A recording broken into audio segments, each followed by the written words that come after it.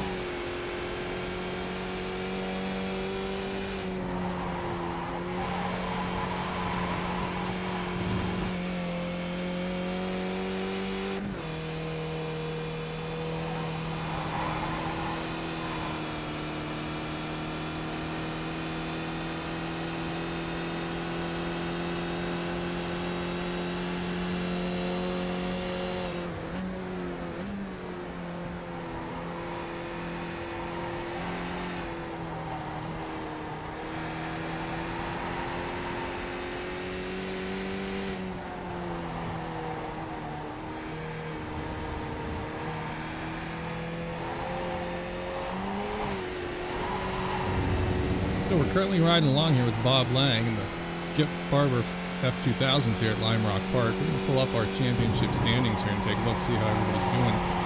This being the fourth and final race of our third season here with the VRG Virtual Racing League.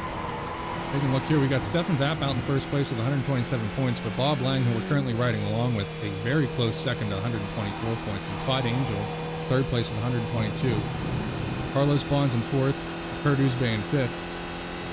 Awarding these, I believe it's 44 points for first place. I could be wrong. Maybe it's 42, 42 being the answer to life, universe, and everything. It's anybody's game here this evening at Lime Rock Park, this final race here.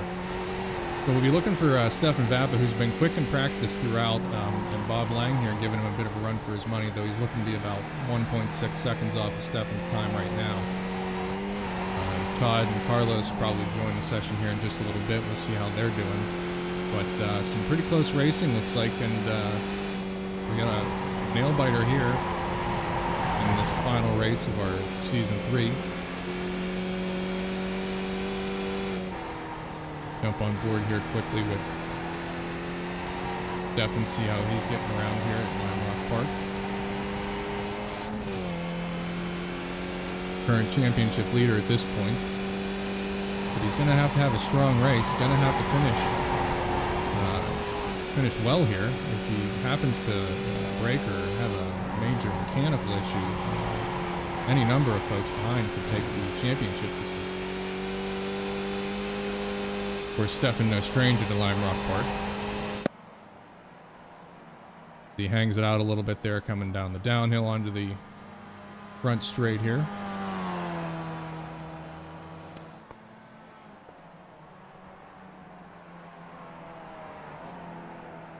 These Skippy F2000s love to rotate here on these street tires. Really a kind of a pleasure to drive coming out of the GT3s from the last couple of seasons.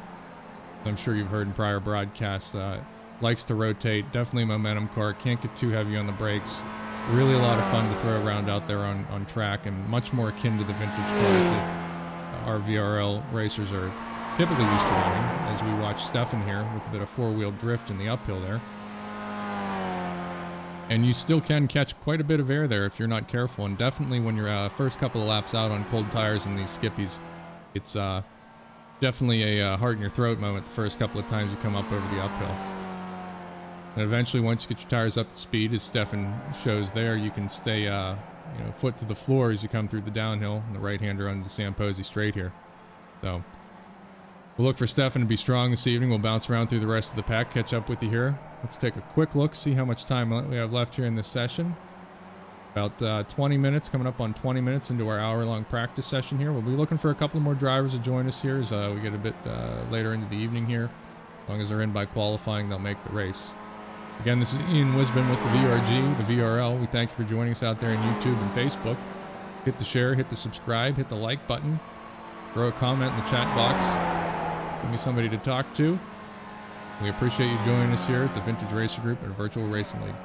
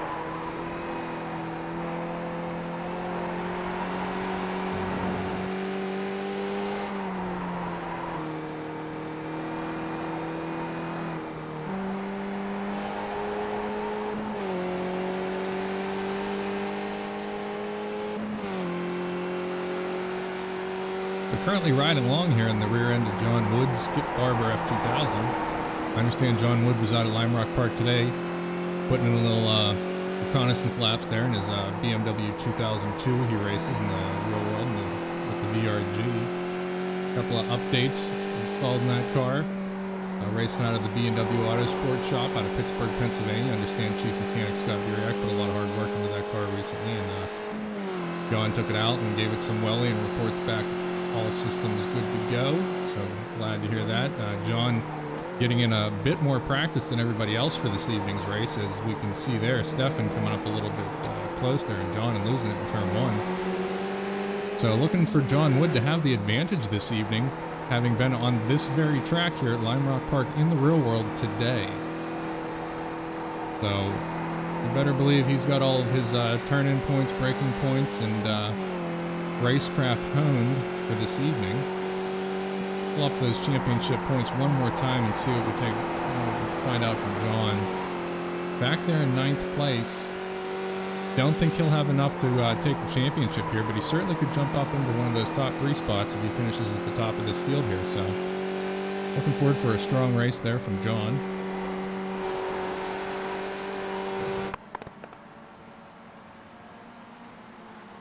Get up from Stefan just behind. Let's jump back onto Stefan's nose cam.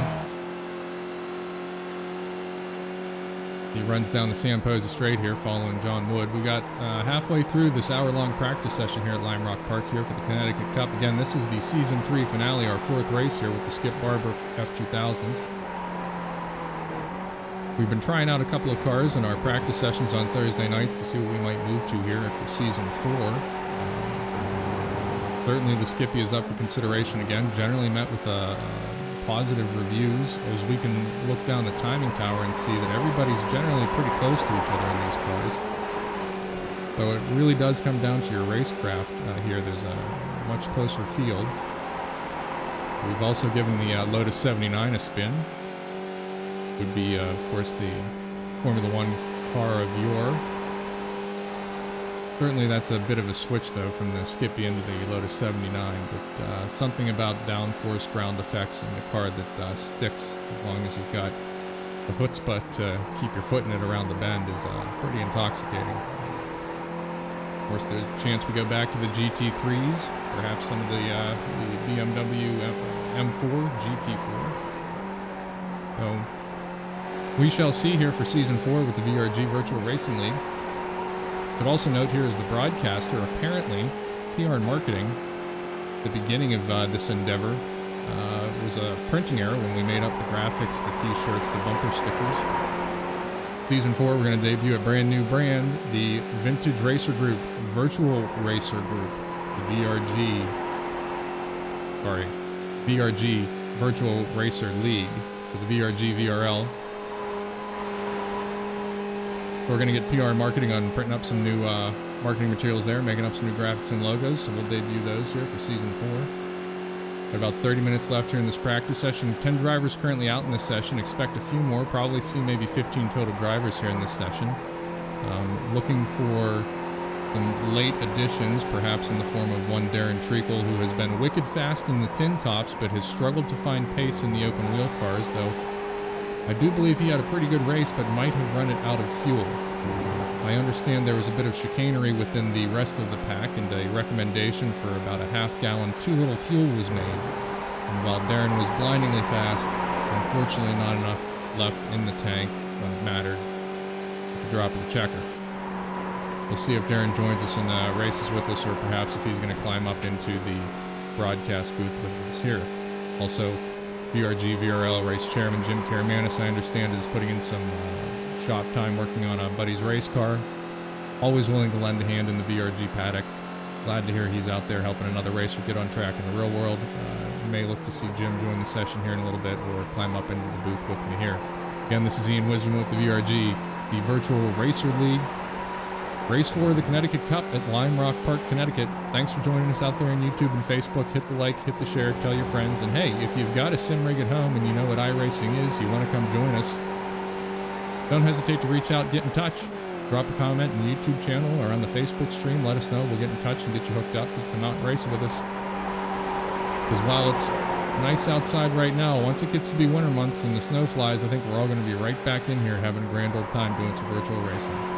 Check back in with me in a little bit here. Thanks for joining us at the VRG VRL Lime Rock Park, Connecticut Cup. Unfortunate for Stefan there, cameraman's curse. Left that on him just a bit too long. Sorry about that, Stefan. Catch up to you here in just a little bit.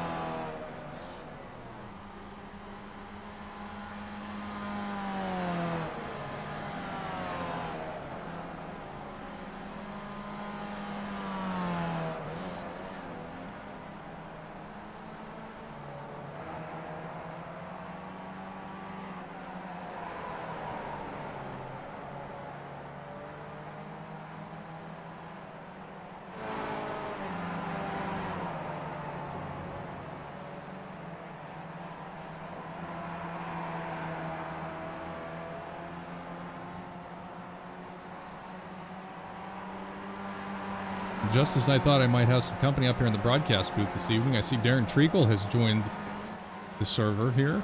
Darren, most recently here in Pittsburgh, Pennsylvania, where the broadcaster resides, running with the SCCA Majors up at beautiful Pittsburgh International Pit Race.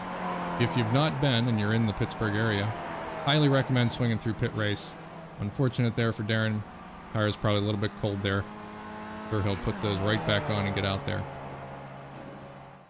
As I was saying, if you've not yet been to Pit Race, definitely get to the track, check it out.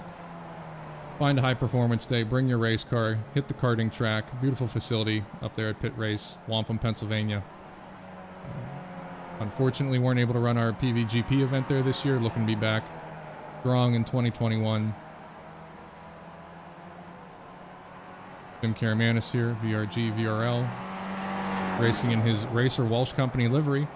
I understand Jim has a trip planned down to Roebling Road, and he's going to be putting in some laps. Got himself a gentleman's drive in a rather well-known Pinto. Not aware, Jim races a Pinto in the real world and drives it mighty quick. The Car and Driver sponsored Pinto from back in the day. Racer Walsh Co. bringing that back to life, taking it out to the track and showing it off. Jim will be joining that at Roebling. I'm sure he's extremely excited to be out on track, generally to be out on track, and even more so to be in a car with a history attached to it. Good luck to you this evening, Jim.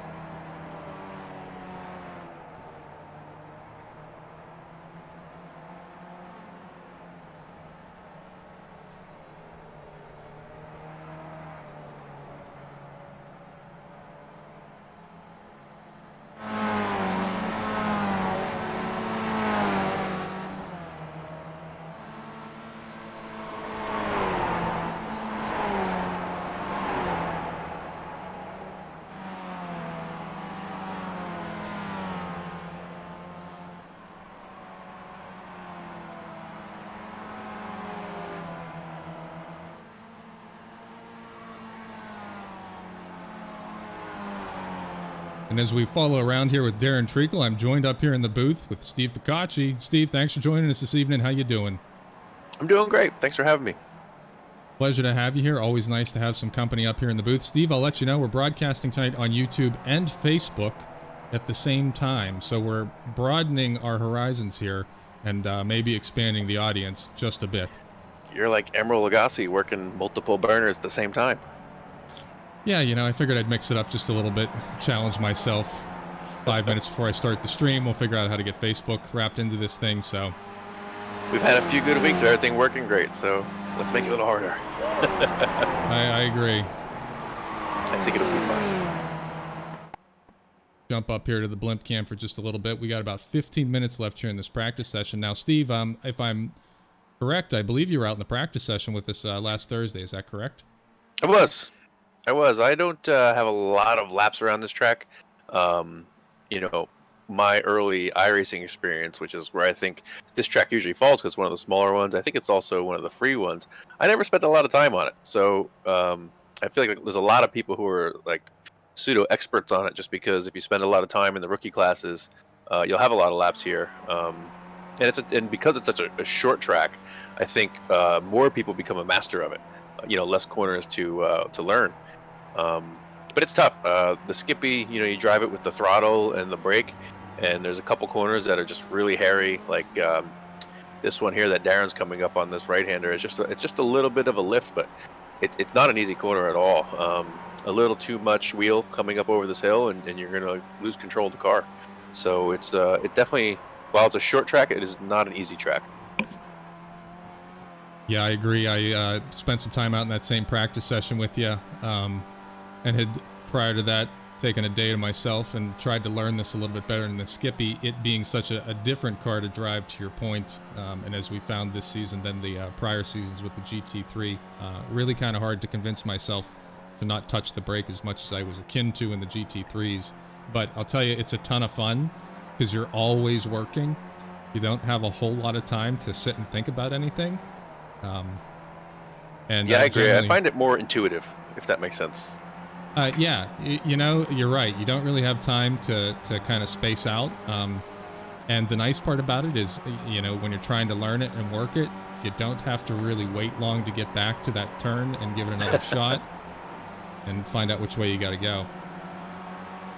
Yeah, the car doesn't have a lot of horsepower, so, you know, you just want to maximize the apex speed and just carry that down the straight. It'll pay off. We have the front stretch, which is a little bit long. I mean, I don't expect a huge draft. I mean, it's enough to pass, but you're not going to be able to hang on to somebody who's significantly faster than you. They're just going to leave you in the dust.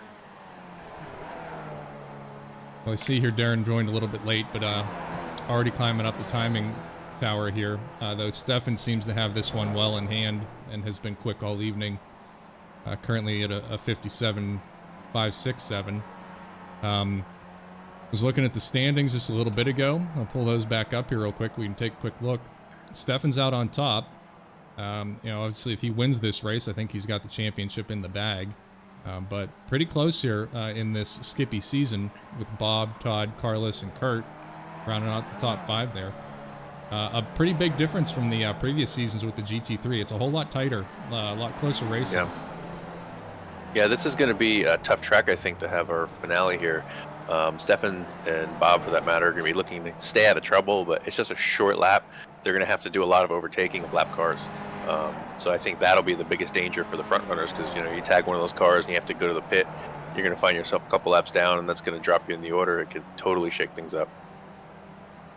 Yeah, and then a pretty bad mad dash to the end there to climb your way back up. I know Stefan encountered that in our practice race on Thursday, went out first lap, I believe, and clawed his way back up to the top, wound up, I think, finishing on the podium. I don't exactly recall, but... yeah, I think he finished second, actually. Yeah. And he was probably... Well, he went off in turn 1. He just went into turn 1 a little bit too hard, got the outside tires just in the dirt. You know, once you do that, you're going to slide off, and I believe the whole field passed him, but he was able to claw it back in 10 minutes, so... It's tough to do, you know, when the cars are so close and the track's just so tight. Well, I know, Steve, I don't think I've had a chance to talk to you since we ran at Mid-Ohio. I did want to thank you for putting together the instructional video you shared with the competitors here in the VRL, because I spent some time studying that, and I don't know if you watched or caught the race. I wound up qualifying extremely well, but qualifying, I think, P2. Unfortunately, nerves got the better of me, not used to having that much open air in front of me at the start of a race. But I did want to say thanks for putting that video together, because I learned a lot, not only about how to drive Mid-Ohio, but also how to, handle one of these cars around that track. Yeah, no problem. I'm happy to do it again if it works for you guys. Mid-Ohio, like, I was just doing that practice with you guys, and I was like, there's a few corners here where a little bit too much brake, a little bit too much wheel. I'm like, you could really make life harder for yourself. And there was like 1 or 2 corners where I was like, these are super easy if you just coast through it, and you're not going to lose any time, because the speed that you're approaching the corner is very close to the speed that you want to turn in at. So I felt I could really, guys who are struggling anyway, get them up to speed a little bit and take a couple corners out of the equation for them. Yeah, I certainly found that to be the case. I was too much brake prior to watching that, driving it like I was in one of the GT3s, which is a totally different method. And that speaks to my relative newness to iRacing and being in the sim. So certainly appreciate that. And I know a couple other drivers watched it and probably found a few seconds as a result. So good stuff there. Yeah, I'm happy to do it again. It's this track. We did the practice, and it seemed like everybody was getting along pretty well. And then I was away last week, so I wasn't able to do it for Daytona. But yeah, if it helps, we'll see if we can do more of it. And Thursday's practice session, of course, we did our Skippy practice race. Jim Carmanis getting a little wide there, a little loose in turn 1. And then jumped right into the Lotus 79, which, talk about night and day difference. Yeah. Particularly once you realize that if you just keep your foot in it and turn, it'll go where you point it pretty much. Particularly here at Lime Rock, where it just has so much downforce ground effects, it sucks to the track. And that was certainly an exciting car to drive, but more than a bit different from these Skippies. Yeah, it's got a fully manual gearbox, is it not? Where you have to lift and clutch it to get it through, or? Yeah, though I think we had at least one of the driver's aids on where you could just shift it. At least that's how it worked for me, though I kind of feel like I should force myself to clutch it, because we're trying to make this as real as possible, right? Yeah. So even the flappy paddles on a car like that seems not right. So that's probably my favorite era of Formula One, but I enjoy driving the older Lotus, which I think is the Lotus 49, the cigarette style. I try not to drive it too much, because it's just so different from every other car. I mean, it'll go so fast down the straightaway, and the braking zone is forever, because I think it has drum brakes. And you drive that a few times, and it just takes you a while to adapt back to a normal car. Yeah, I mean, certainly the learning curve was a bit steep in the 79, but then once I got the hang of it, boy, was it a blast to drive. Lime Rock's probably a pretty small track for that car. I mean, it's certainly fun, but it would be nice to take to Watkins Glen, where, it would have, done its thing. Yes. So did we decide on what car we're going to race next season? No, we haven't yet. We've taken a vote. The results are not yet in for next season. I know that the Skippy's up again, the Lotus 79, back to the GT3s or something different. If I'm a betting man, it's between the Skippy and the Lotus 79.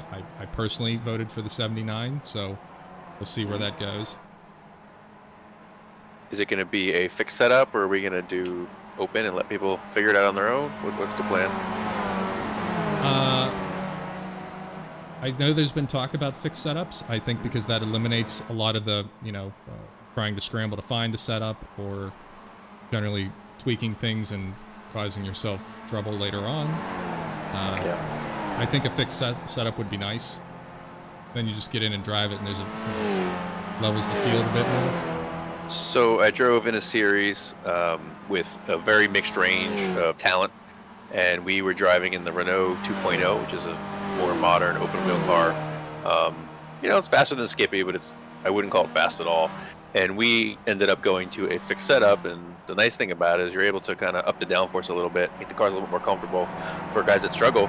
And the first week, I want to say it was short of a disaster, but quickly improved. You know what I mean? Just everybody being confident with the setup and learning the car really made a big difference. To getting guys comfortable in a car that could be difficult.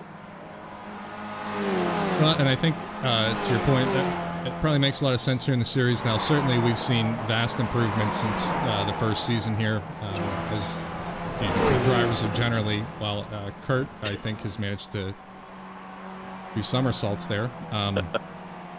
As I'm talking about how much we've improved, but he's probably out on cold tires. Anyways, I think that would be of benefit to everybody here.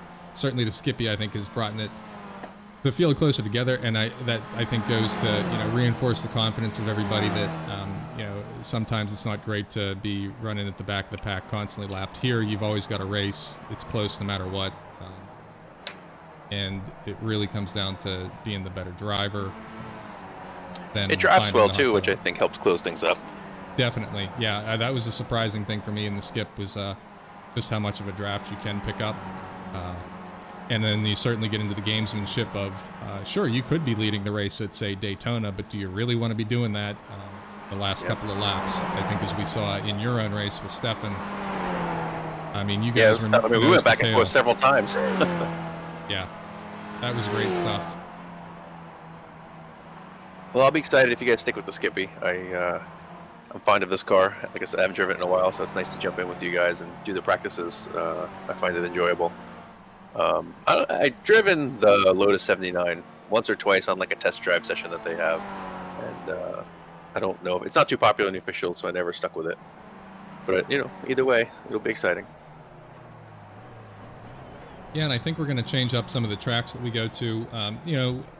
A lot of the same. Your Summit Point, Mid-Ohio, Watkins Glen, Lime Rock, but maybe we'll have a flyaway race since it doesn't cost anything to fly away. I know everybody's been talking about going to Spa. Certainly it would be fun to drive that track virtually. So yeah, Season 4 should prove to be a treat. Yeah, if you're going to open it up, you have a wide options. I like Suzuka. Suzuka's one of my favorites. Spa's a good one. Spa, a lot of drafting in this car. It's exciting for the broadcast. It keeps it close. Certainly, if you're sitting out there in YouTube and Facebook land and you'd like to join us, swing by the VRG's Facebook page or the VRG's YouTube channel. You can get in touch with us in any number of ways. Actually, I should say go to the VRG website, vrgonline.org.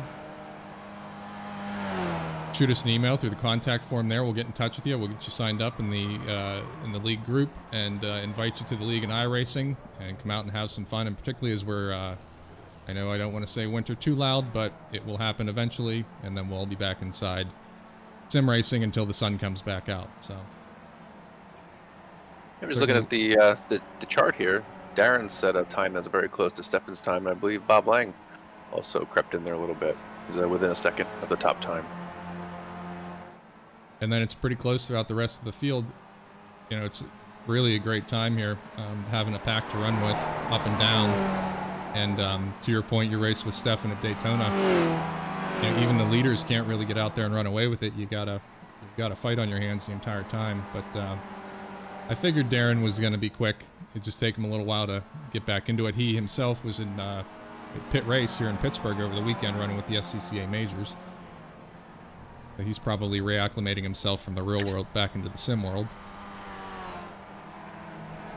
Yeah, I'd be curious to hear if that affects him at all. Well, I know it was pretty rainy here in Pittsburgh, I think on Friday, which would have been their, I'm going to guess, practice day. Though I've actually not been to an SCCA race in quite some time. Torrential downpours on Friday, but Saturday and Sunday were beautiful. And Darren looked to be putting down some pretty quick times there in the real world. I'm glad he had a nice weekend. We're coming up towards the end of this practice session here. We got under 2 minutes left. Cut over to our 20-minute qualifying, followed by our 40-minute race here, VRG Virtual Racing League. Connecticut Cup, this is the final race of Season 3 here in the Skippies.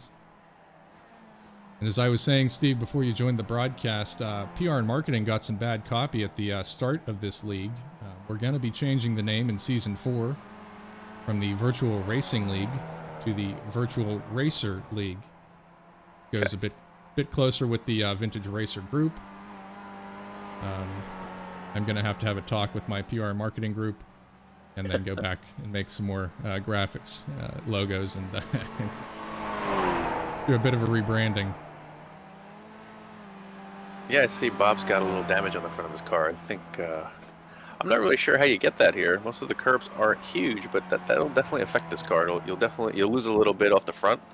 Might struggle a little bit, but you know, if you're struggling with oversteer, it may help you. It may. There's one curb here that'll bite you hard, and I forget which one it is. I want to say it's... is it outside 2, maybe? West Bend, maybe? Oh. Yeah. I know West Bend kind of sticks up. Yeah. One of them, if you hit it just right, it really rocks you.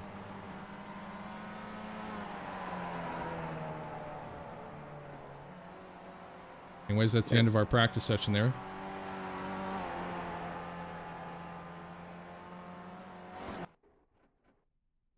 Wait to reset here, bring up our qualifying.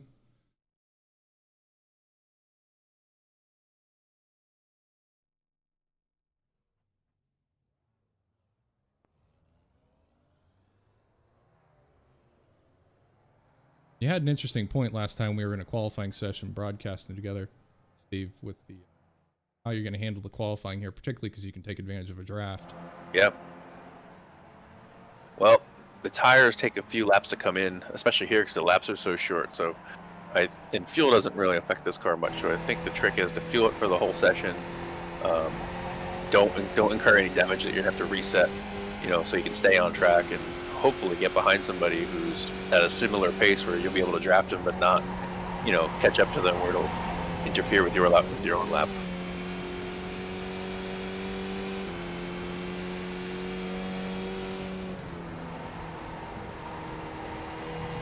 You know, as awesome as the draft is in this car, it really sucks you up. Because the car doesn't have a ton of downforce, you don't lose much in a corner being behind somebody.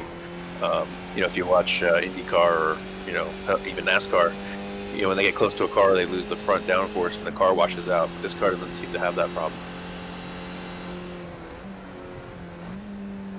Which is something to get used to, particularly you know, when you're not used to necessarily running in a lot of close traffic, and in a lot of our vintage cars, it's mixed class racing.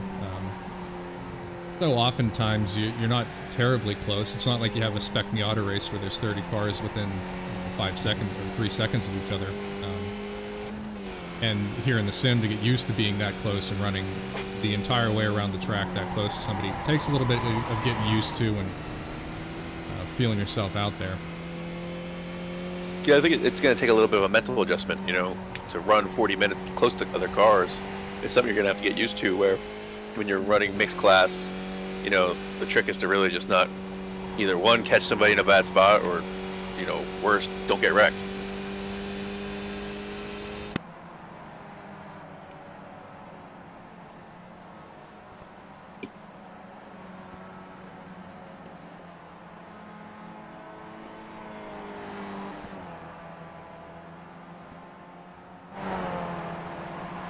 Based on the track map, we have quite a few cars together, so probably going to get quite a bit of a tow down the straights if they can stay that close.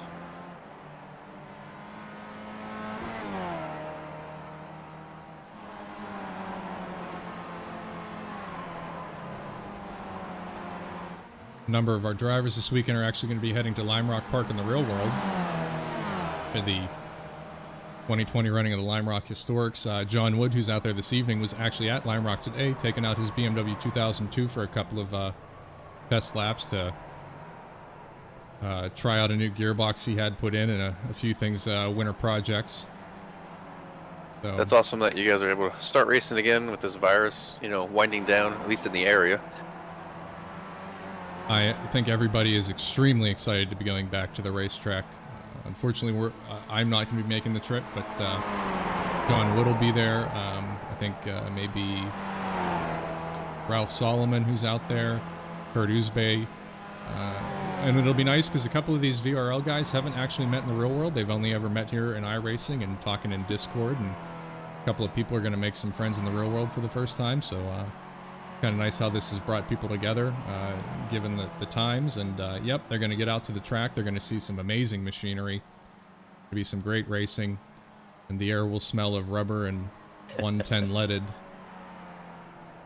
Hope the weather holds out for them. It's, I mean, do they race in the rain? Yep. Mm-hmm. So then whatever. We're having a good time. We're going racing then, huh? Yep, that we do. That's the nice thing about vintage racing. I think some of the really rare stuff, the Maseratis, the Bugattis, the one of one stuff that's worth millions of dollars, that doesn't go out in the rain necessarily, but Yep. everybody else, they don't mind.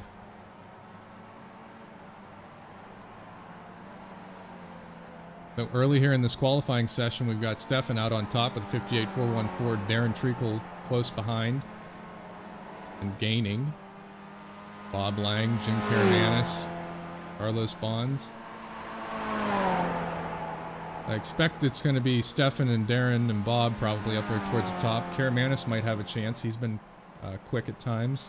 But then the rest of the field, it's all going to be within a couple of tenths.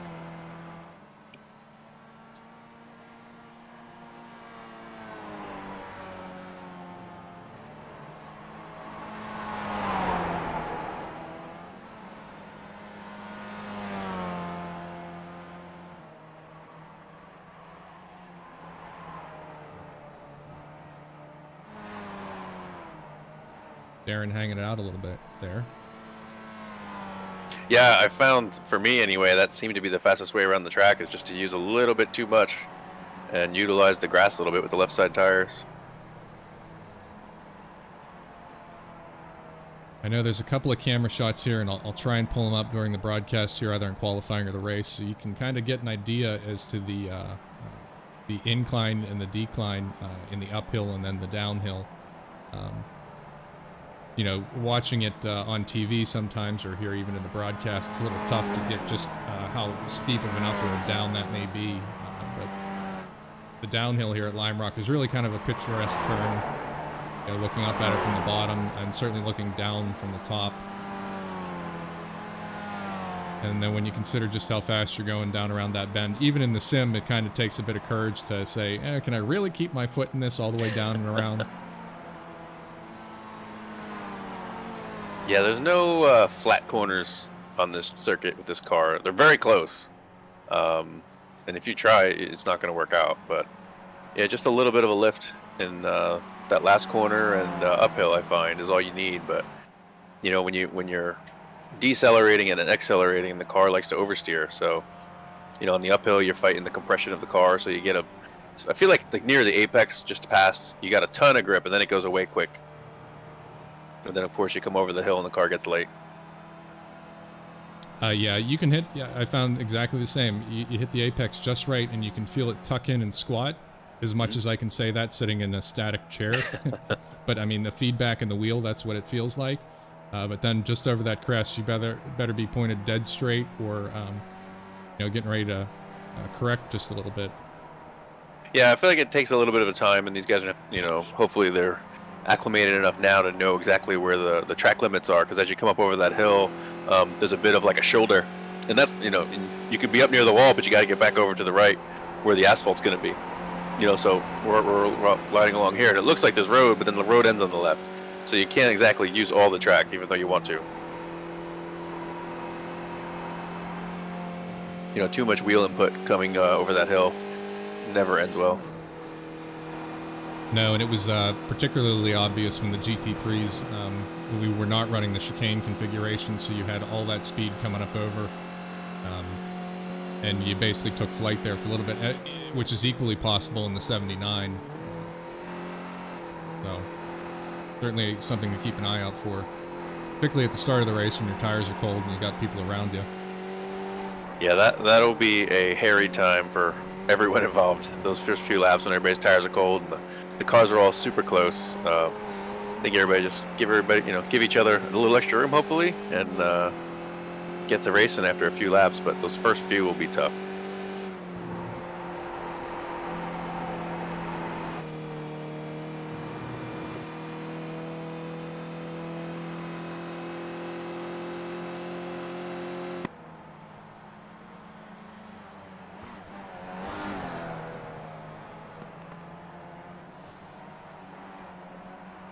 looks like Stefan Vappa's equaled his practice times. Not sure how much more he's going to be able to show. Darren Treacle has a few tenths to go to get to where he was in practice.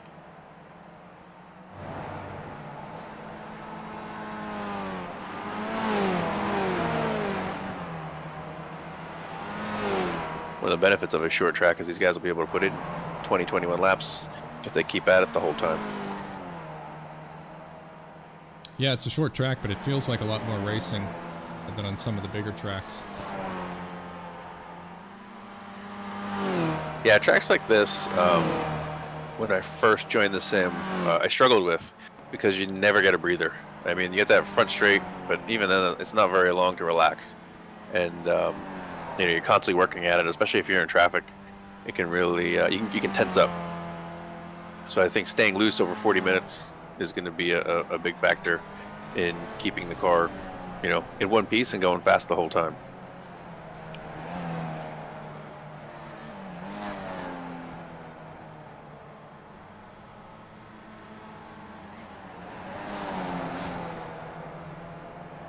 Following along with Ralph Solomon at the moment, you can see down there in the lower left-hand corner next to Ralph's name. I do believe that's one of the cars Ralph will be taking to Lime Rock this weekend. He's also got a brand new Datsun 510, which may be making the trip instead, but the red car you see down there in the lower left-hand corner is Ralph's Elva Formula Junior. Probably a pretty close or similar car to what he's racing here this evening in the Skippy. Though a different power plant for sure. I believe the Skippies are running a Dodge or previously a four-cylinder Ford, the Elva Formula Junior. I believe running a BMC A-Series motor. I was going to say, with the Skippy, I learned today, somebody asked, why is it called the RT2000? And the RT comes from Dodge. You know, a lot of their cars are RT. And that's where the name came from, because that's where the engine comes from. Okay. Wow, I read on the internet. Must be true, right? It must be. Well, and even we'll jump in here with Kurt Uzbay. You know, I guess when Skippy, the school closed and they were selling off the cars, you could pick up your very own Skip Barber 2000 for the probably bargain cost of about $6,000. Yeah, I looked into it. You know, it's kind of like Formula V. You know, comparatively cheap parts, easy to obtain, street tires. Yeah. Just take it and drive the hell out of it and enjoy it, and probably has some pretty outstanding racing for a hell of a lot less money than you do for some of the other stuff that's out there. So when that auction came up, I was heavily driving in the iRacing Skip Barber series, and I was like, man, I really enjoy this car. I would love to own one. And I looked into it, and at the time that I looked, it was my understanding that someone had bought up a bulk of most of the cars that were running, and there were a lot of bits and pieces and things you could put together to kind of finish one after that. But I believe, if I remember, the auction was in Florida, which it would have been a bit of a trip to go down there and see what was what. Haven't driven one even in the iRacing world. It's a ton of fun. You know, if I had room in the garage for another car, and I know my chief mechanic best friend Scott's probably watching the stream and is shaking his head. You know, if we had another outbuilding where we could just put cars in mothballs for a couple of years until we're ready to run them, I'd definitely get one. But yeah, it probably would have been a great car to buy. I mean, it's my understanding that when the series was, or the school was designed, the whole point was to give a car that'll give good feedback and teach you proper driving skills. But on the car end of it, it was designed to be, you know, robust and cheap, which is really what you want out of a race car. Exactly. Nobody wants to go to the track and wrench on them. So yeah.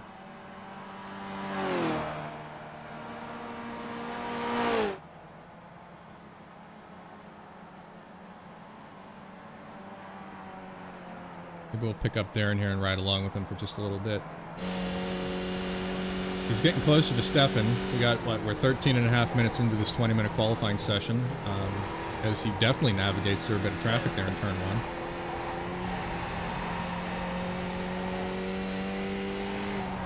Yeah, that turn one, I find it tricky. It's, you almost treat it as a double apex. You know, you look at it and say, two cars could easily go through there, but when you wash out in the middle to try to set up your exit, it sure gets tight. Yeah, real quick. A couple of the tutorials I had watched and talking about double apexing, and one of them I watched was in Japanese, so I was, I can count to 10 in Japanese, so I could at least, understand the turn numbers. Oh, sorry there, Darren. Cameraman's curse. We'll reset. We'll pick up with John Wood here. But yeah, turn 1, challenging for sure, because, you can lose a ton of speed there if you don't get it right, which is kind of really not good here in this car because it's hard to get that back. Yeah, this is the first time I've been on the new Lime Rock. They updated it a few months ago, but I was used to driving on the older version, and there was a huge concrete patch in turn 1, and it almost seemed like there was more camber or banking on the inside of the corner. So you could kind of, if you went in too fast, you get spit out of it. When you got spit out of it, you had to make sure you didn't get on that outside grass, because you're going to, as we saw in practice last week, you're going to lose a lot of time.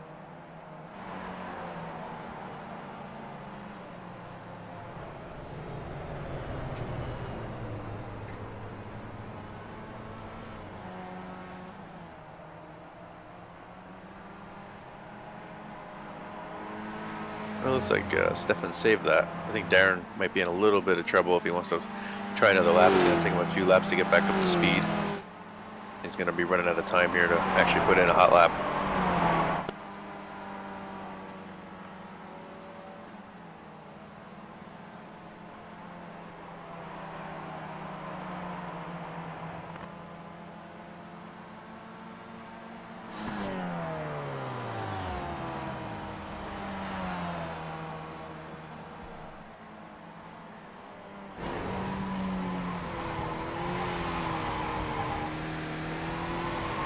Yep, and he's fighting those tires too. Yeah. Yeah, you can't force it. You just have to wait to get them to heat in them.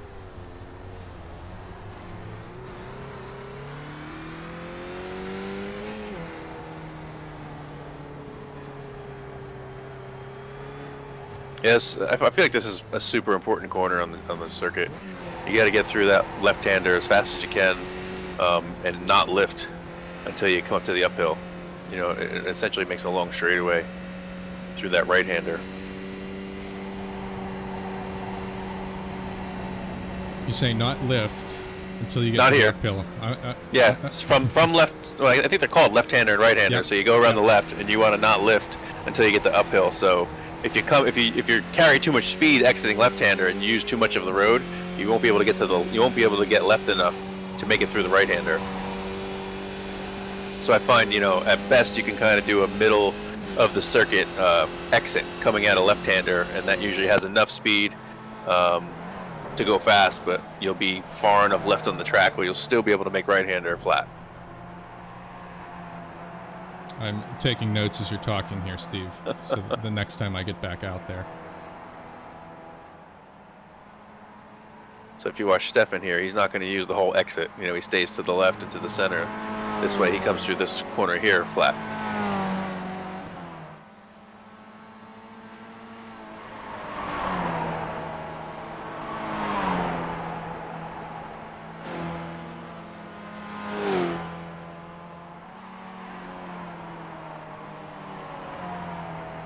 That corner right there, I think that's called West Bend. That one was fighting me. I really, really, really wanted to take the curb. And the car does not like hitting that curb. It's a big one. No, it does not.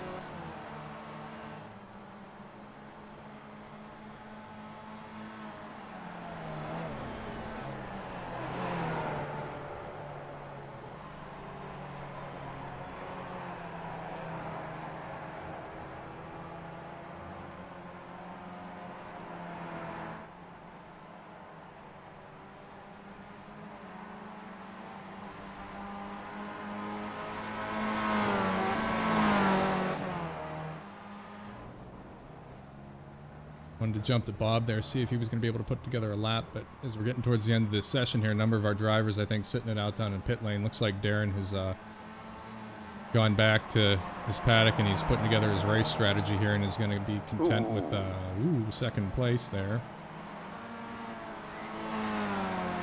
Yeah, last week when I raced, I was in VR, and I hadn't had any laps at Daytona, until that night. So I practiced most of the practice session. When we got to qualifying, I put a decent lap in, and I just took a break. The VR being on my head for an hour, I just wanted to get a break before I put in another 40 minutes. Yeah, that makes sense, and I'm still myself adjusting to the VR. I mean, just sitting in the chair, in your cockpit, however it's arranged, for an hour of practice, 20 minutes of qualifying, and then 40 minutes of race. It's a long time, so it's just good to get up, stretch a little bit before you get back in there. I'm noticing he's missing a nose cone, isn't he not? Or is that just a black nose cone? No, I think he's missing. No, wait, that might be a nose cone. Actually, I think that might be the waifu's dress there. Oh, okay. Suppose we could get up on the nose, though, of Carlos's car and find out for sure. No, unfortunately. No, we could go for one of the unrealistic yeah, camera angles here.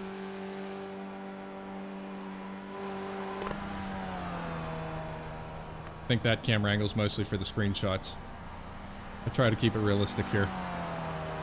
Yeah, I noticed people post little videos here and there, and the following cameras that just kind of hover as if they're a magic drone look the most unrealistic. Well, that'll do it here for our 20-minute qualifying session. Stefan Vappa out there, top of the pile. Super close to the front, and we have plenty of racers who are close with each other that I think will have battles all the way from the front to the back today.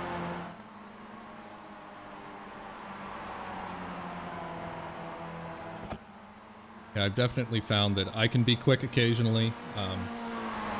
Quick consistently is still a challenge. And there's definitely a bit of time where you plateau and you kind of got to push through that where, you figure you can't possibly get another second or two. Yep. But as we can see here, even in the field, here in these cars, it's entirely possible. You just kind of have to tackle it a turn at a time, just like you would in the real world, and figure it out.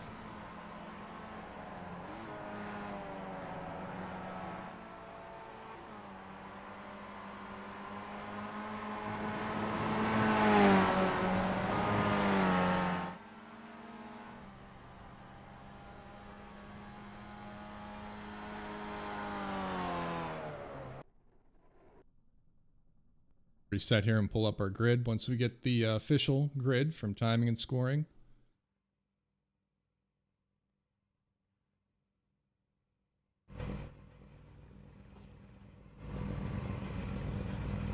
Starting off pole position, we have Stefan Vappa, second place. Darren Treacle, third. Bob Lang. John Wood out there in fourth. Jim Karamanis rounding out that top five. Our grid's getting ready to set up here. We've got Todd Angel in sixth. Carlos Bonds in seventh. Christian Bergens in 8th, Kurt Ousbay 9th, Scott Luttrell 10th, Mac McCormick 11th, Niall McCabe in 12th place. More page down. We've got Matthew Barber in 13th and Ralph Solomon in 14th place. Steve, I think it's going to be a fun race for our spectators out there, YouTube, Facebook land. Close racing here in these Skippies. We have a pace car out there. Wasn't sure if perhaps we were going to get another standing start. Looks like we're going to take a pace lap. Yeah, the standing start in this car is fairly straightforward. The car doesn't have a ton of power, and I believe the clutch slips. Everybody gets a very similar getaway. It doesn't have enough power or torque to spin the tires, so it's usually pretty uneventful.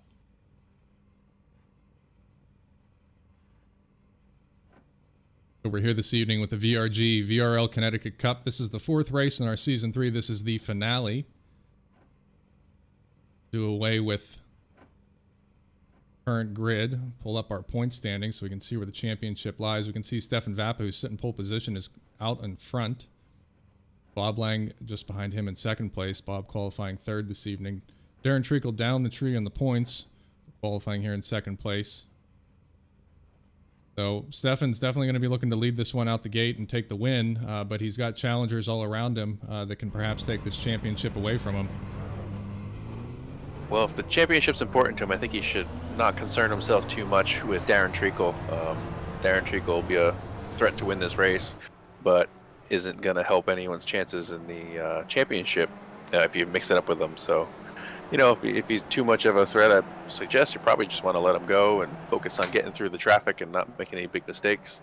The championship is so close at the front. One mistake will likely drop you. Looks like, I mean, based on the numbers, it looks like you probably could fall back to 4th or 5th.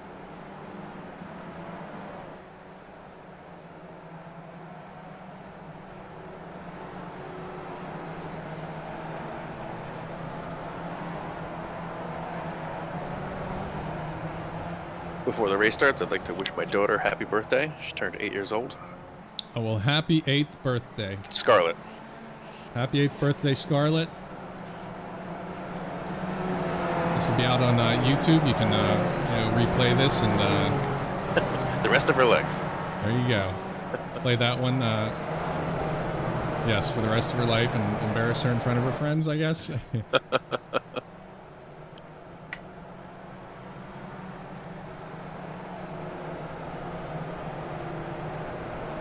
Darren going with the carbon fiber here. No sponsorship. Full-on privateer. Coming up here to start the Connecticut Cup, Lime Rock Park at the VRG Virtual Racing League. This is race 4, the season finale. Stefan Vapp out on pole. Darren Treacle in second place. Look for a close, tight race this evening here in the Skippies. We come up for our green flag. Green, green, green. That's it. Green flag. Lights are on, and we're racing.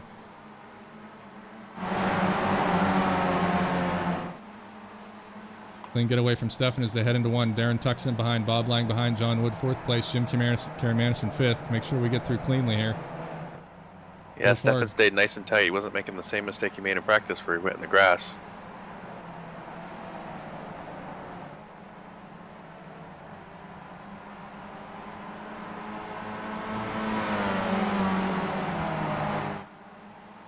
Yeah, they're going to want to get to racing, but the tire temp's going to probably take at least 2 laps, possibly 3, to where they can really push like they were in qualifying.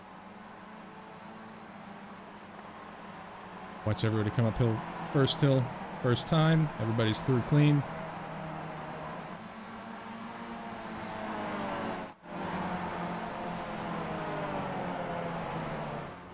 Almost tentatively approaching the downhill there the first time.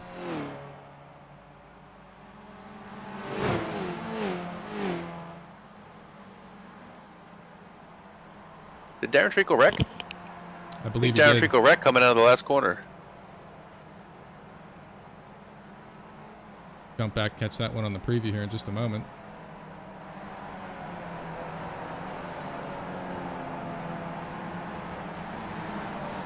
Up our timing tower. He has gone back to the pits. Let's see if we can pull that one up there on the instant replay. Stefan's still out in front running clean. Bob Lang, John Wood behind.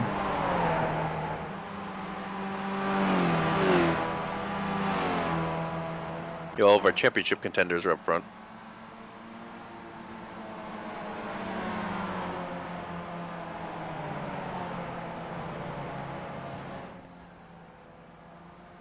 Much in the That's downhill gonna leave there. a mark. Yep. Back to the pits. See if he fights his way back up. Still there in the pits.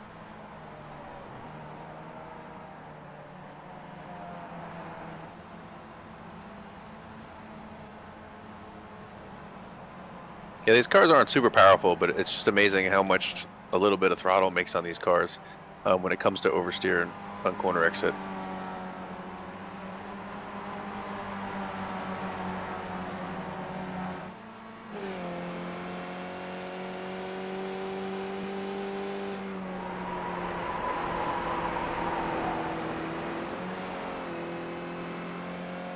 You can hear the engine rev up a little bit as he comes and car gets light over the top of the hill.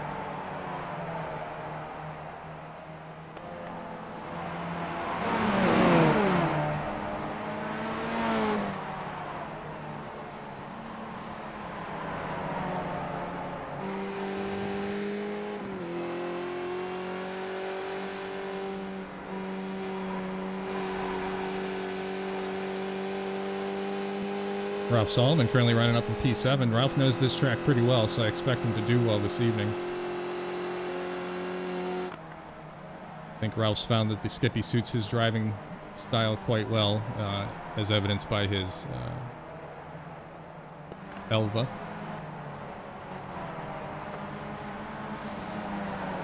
Yeah, those two cars were side by side coming out of that last corner. I really didn't think that was going to end up well, but they both managed it nicely.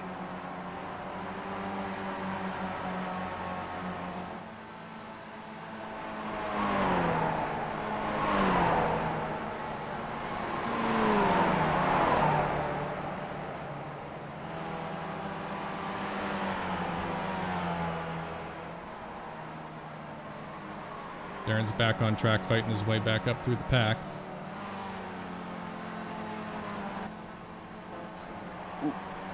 It's a tough spot to stick your nose in.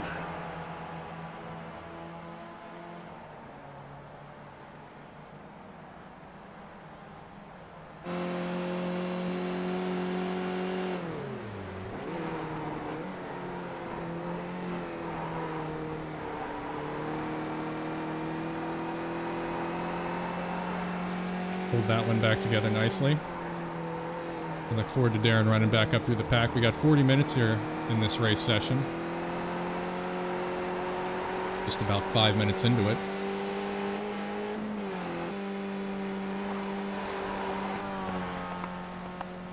Stefan out in front. Lots of air. Don't really expect Stefan to make a mistake here, but once he does catch up to traffic, certainly that could be the great equalizer. Yeah, he's definitely got the pace on the cars behind now. Nice to see all the championship cars running up front. But yeah, I think traffic's going to be his biggest issue right now. Personally, sometimes I have a little bit of an issue with boredom, where I start pushing for lap time for no reason. You telling me crew chief doesn't get all over you doing that? It's probably part of the problem.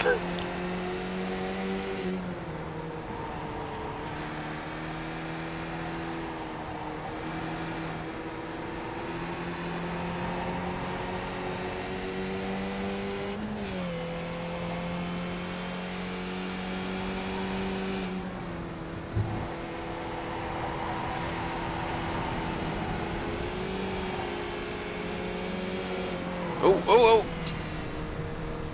He's probably missing a front wing after that. I'm amazed he collected it. Not so fortunate for the car in front. I'm not sure who that was. That was Ralph ahead of him. Yeah, it looked like he had it gathered up, and then he went around.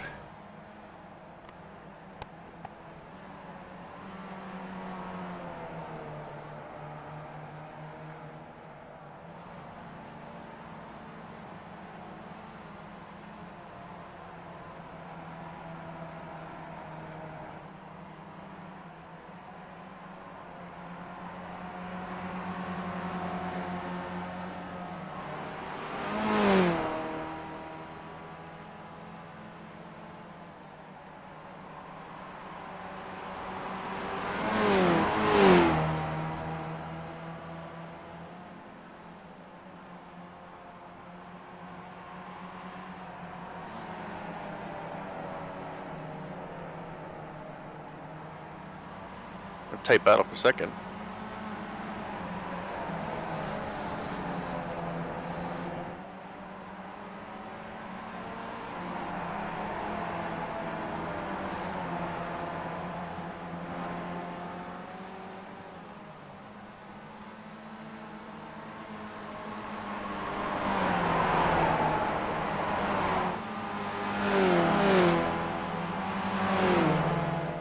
John, being relatively convenient to Lime Rock, was there today testing his BMW. So in the post race, we'll have to see if it helped or hurt.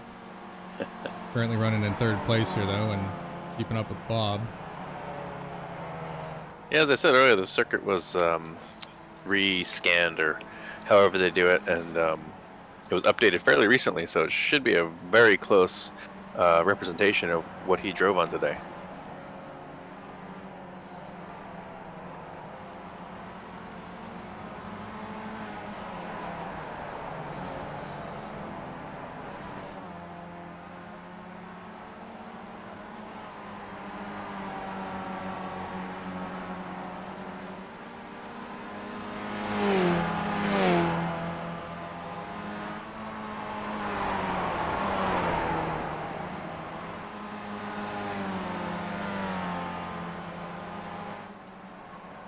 I found that when I was going really fast through the uphill, I was using a lot of the apex curb, but it's not exactly smooth, so it just disrupts the car a little bit, throws a little bit of a challenge to it.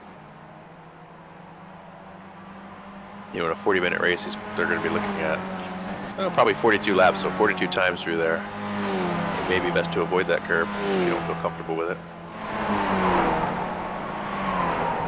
Yeah, and I know Niall reported running at Daytona. I believe he managed to catch a bit of curbing and pop his motor, which we haven't seen too many mechanicals, aside from contact induced.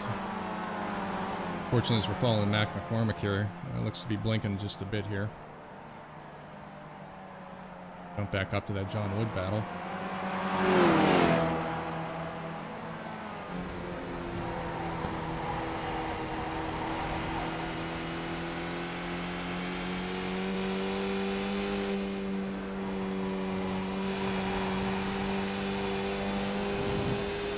Oh, it's going to get a draft here. Could be a drag race to turn 1.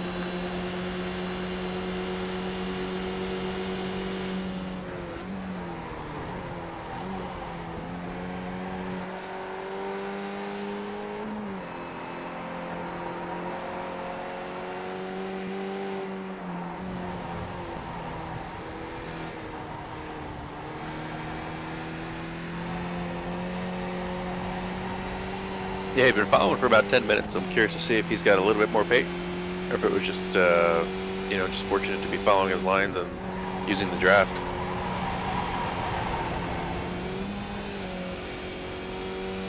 Man, Bob Blank's looking to be hanging with him right now. Right back on his tail.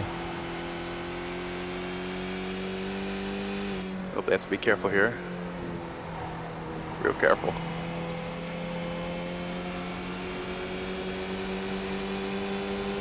Looks like John Wood made it through there okay. Didn't lose too much time.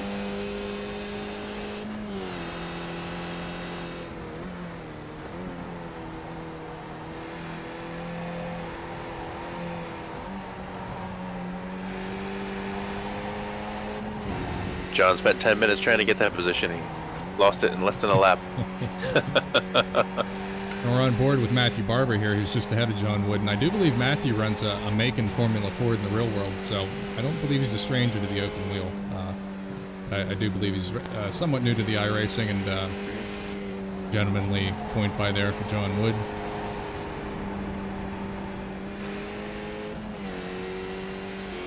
Pick up with Jim Karamanis here.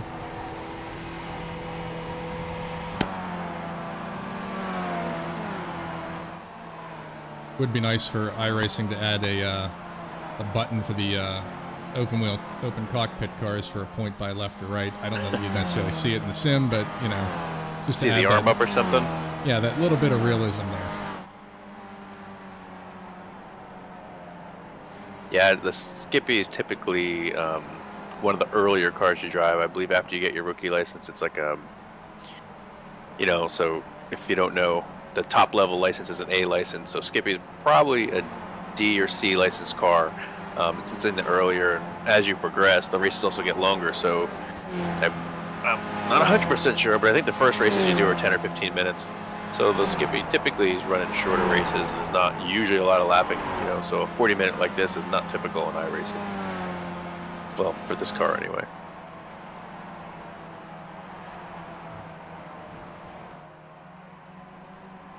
Pick up with Carlos, who's running behind Scott Luttrell here. Yeah, Steve, I think once it gets to be the winter months, I'm going to dip my toes in the water of the iRacing community and start working on my license.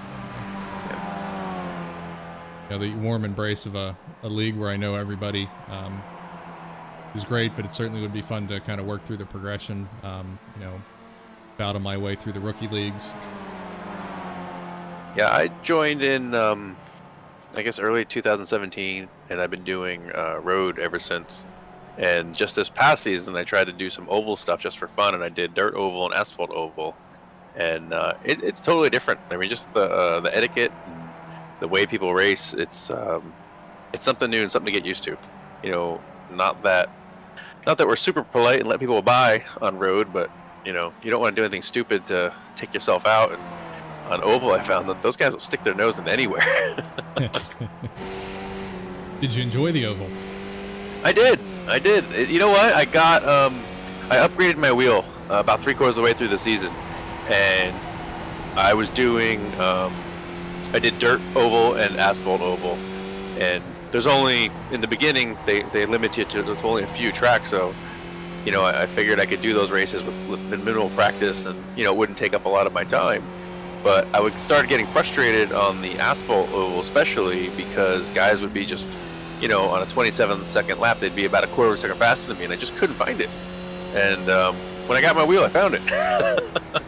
There's just a little bit of feel I was missing that, totally changed everything. I think it's probably got a lot to do with why many years ago I drove this car a lot, because the wheel I don't feel is that important because you're driving it with the brakes and the throttle. Much like when I was doing the dirt oval, I was pretty fast in the dirt oval right off the get-go. Whoa, a little bit of a moment there. Had a tire in the grass, did a great job keeping it going forward. But where I needed to be able to feel the front tires on the asphalt oval, I didn't have that feel with my old Logitech G25. What did you upgrade to? I have a virtual racing school Direct Force Pro direct drive. Oh, very nice.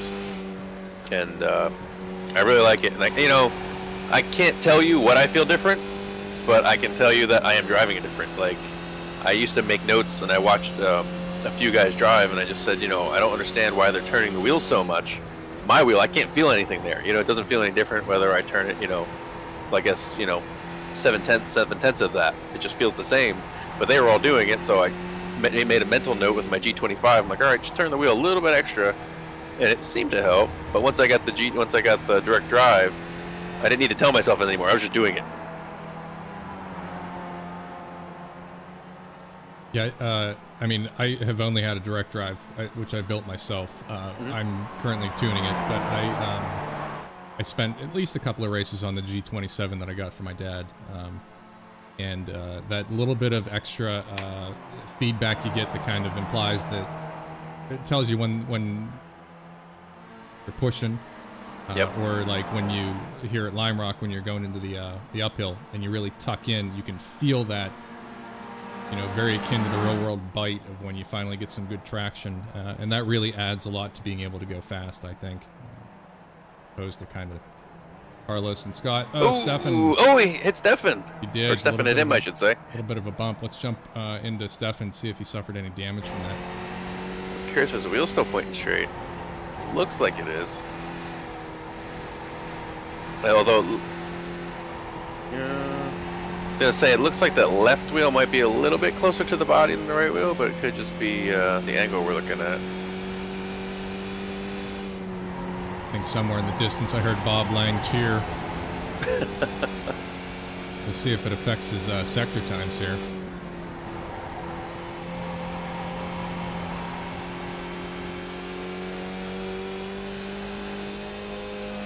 Yeah, I just looked at the replay on my end, and it looks like Stefan's front wing and everything's still intact, so he may have gotten away with that unscathed.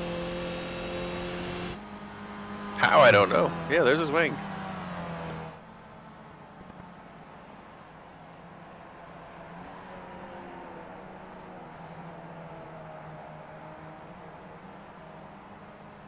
If I can find the replay on that one so we can broadcast here. I just watched the replay on my end, and it's a little silly looking. See, who was it? That was Carlos and Stefan. Yeah, it was Carlos, and Scott was just in front of them. Jump back here and see if that's not it. Beginning of lap 17. Oh boy.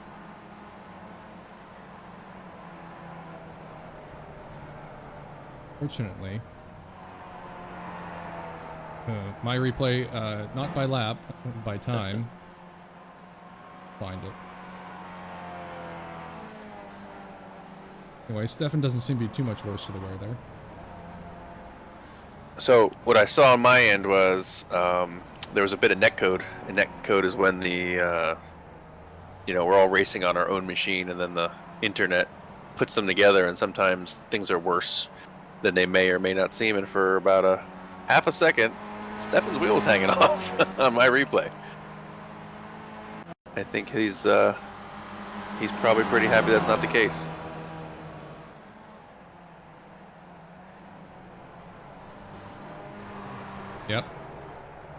Did bounce there.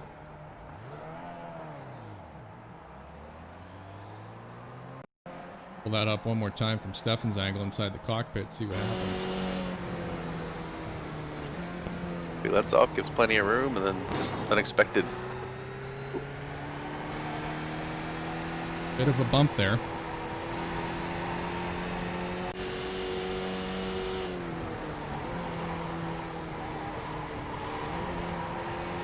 Yeah, and the reason for netcode is that when the connections aren't all as fast as they need to be, the PC will predict where a car might be. So Stefan's computer predicted that that car was going to hit him harder than it really was. So after it realized, you know, that contact wasn't as bad as it looked, it fixes it.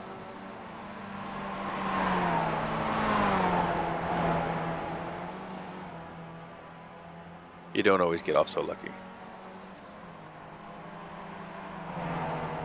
No, we had a bit of that Summit Point, I think last season. Turn 10, somebody was blinking pretty badly and wound up reappearing directly in front of somebody, like right at the apex, and unfortunately collected them. I believe it was one of the race leaders, too. Gotten a bit stretched out here. We're halfway through this 40-minute race of the VRG Connecticut Cup at Lime Rock Park. Stands currently, Stefan Vapp is out on top leading, and he leads in the points.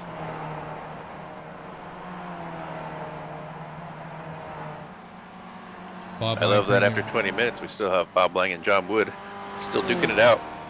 That's for sure. Jim Karamanis is still giving chase. He's, I don't remember him being that close. I don't know if he's found some pace and catching them a little bit. Definitely hanging it out, bottom of the downhill.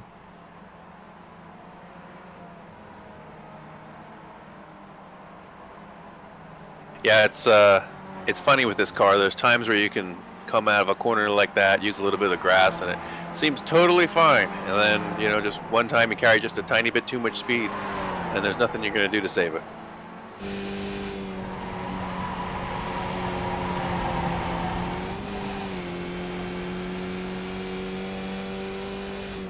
Yeah, we were about 10 minutes in when John Wood was able to make this pass, and then they got caught up in some traffic and he lost it. And here he is 12 minutes after that, still trying to make that pass. Going in the DRS zone at this moment. Let's see if he can make some pace here on Bob.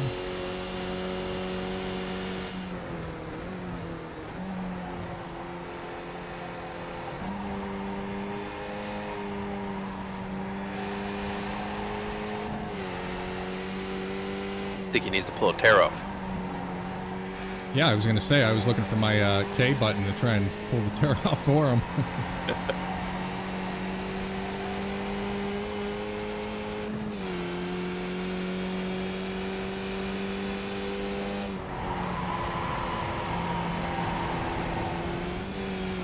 Let's hope he has one mapped, or that's going to get foggy by the end of this race. Jump back here to Carlos, just behind Scott Luttrell.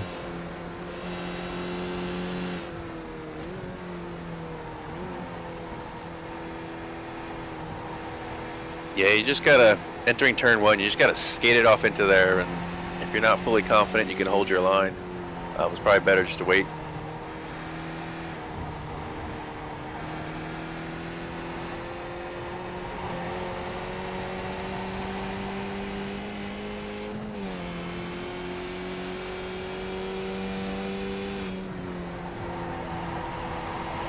Eight seconds behind them is Darren Treacle. He's been working his way back forward since his first or second lap mishap he had.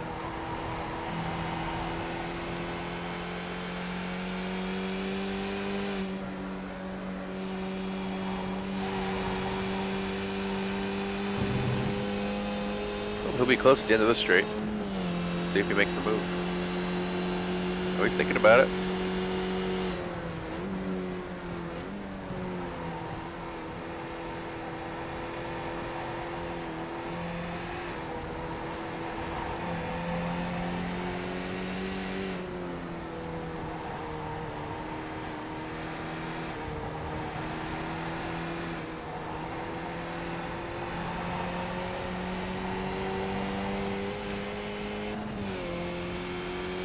And the right-hander is sure close to the grass on entry.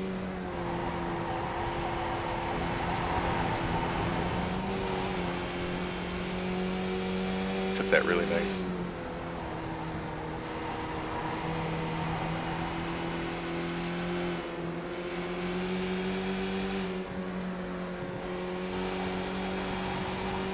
I believe Scott and Carlos are both joining us from DC region.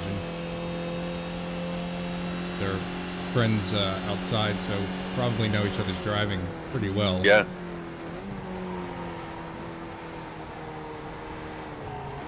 It looks like Scott takes a bit. It looks like Scott takes a bit of a later entry into a lot of the corners. Probably a little bit too late for this car.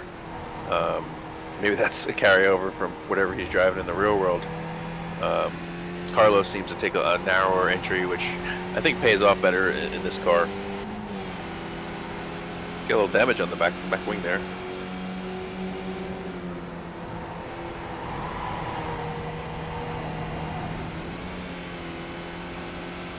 I bet you that's when he got together with Stefan Bappa. Yeah, probably.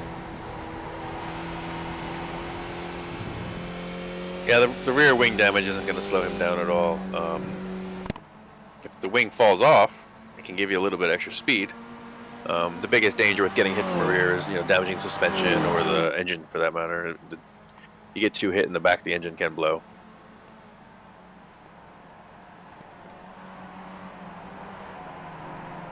Darren Treacle gaining on them here.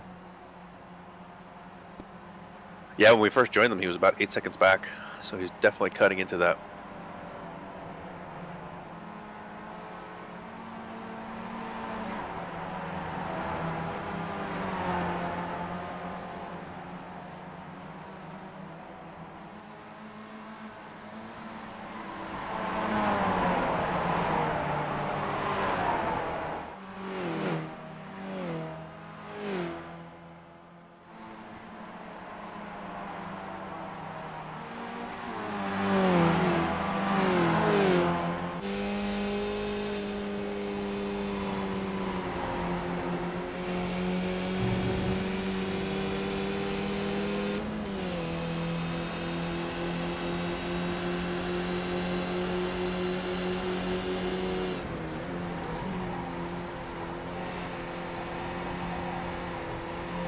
Up to 7th place there for Darren.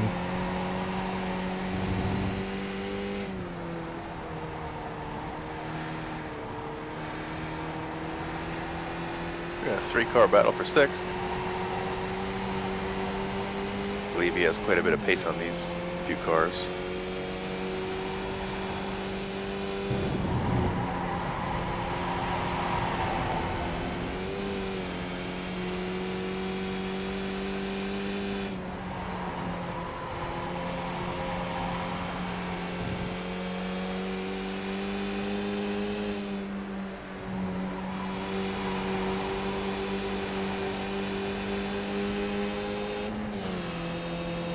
Not sure if he's waving by or taking a defensive line. Oh, looks like he waved him by.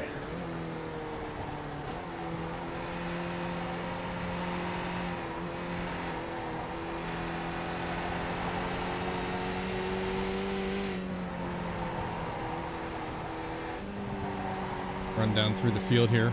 Check out the rest of our competitors.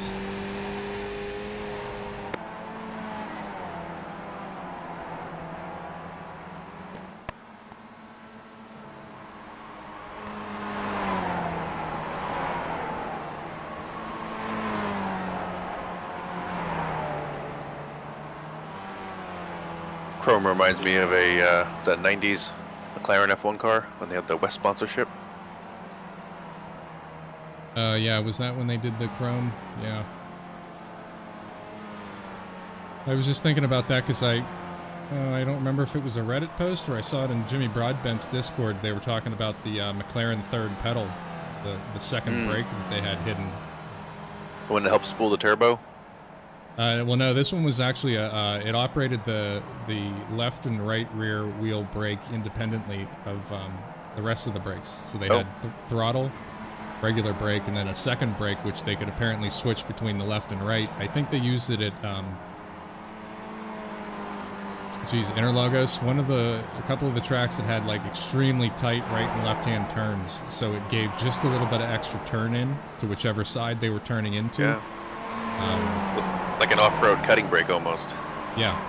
And I guess some entrepreneurial photographer one day while they're sitting on the grid stuck his camera and shot down the pedal box, and lo and behold, it would have been right around the time when they were moving to the semi-automatic paddle shifted boxes, or at least there was no need for a clutch pedal anymore, so everybody's like, huh, why you got a third pedal there? And then once it was figured out, I guess because there was another image where cars entering the turn photo, right rear brake is white hot, everything else is not. Yeah. Just goes to show you the They might have touched. Is there a bit of contact there? Yeah. Well, they surely got close. Didn't end up so bad. Matt Barber ended up off road and still pointed the right way, so I think we're okay.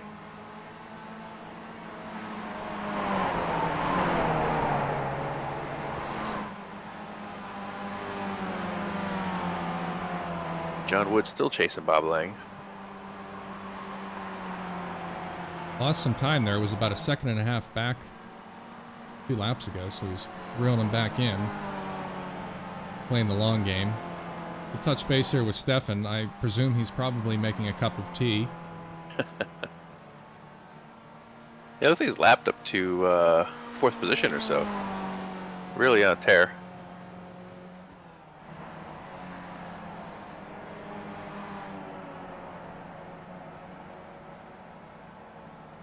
I mean, his pole lap was a 57.5, and he set several laps in the 57s. As fast as a 57.2, so he's definitely pushing. Having watched Stefan race for a number of years at Pittsburgh at Shenley Park, the course that most people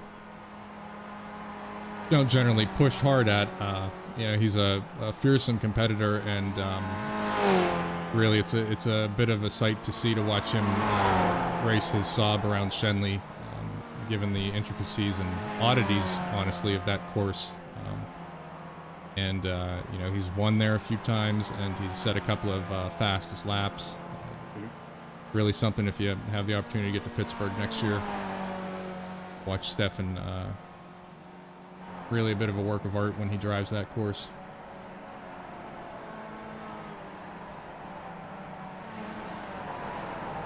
Yeah, 57.3. I mean, he's just hammering on it.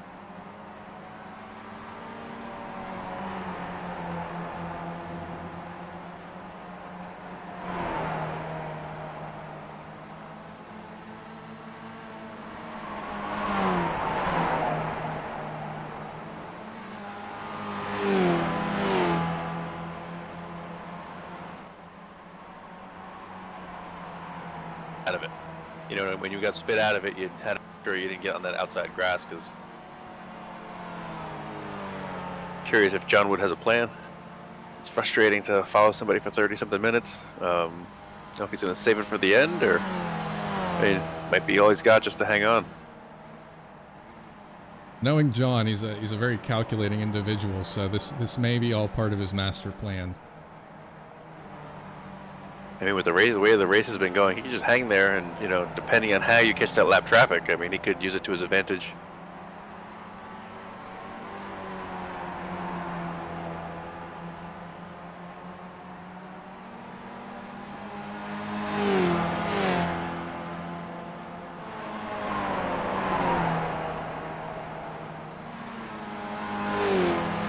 I'm actually surprised we haven't had more incidents coming up over that hill. It's an easy place to get caught out on. Yeah, surprisingly so. I certainly was expecting one within the first 2 or 3 laps. Yeah. Darren kind of out in no man's land, judging by the track map, though Stefan's starting to pick up some lap traffic here, so maybe we'll watch him carve through this for a little bit. Hopefully he gets through cleanly.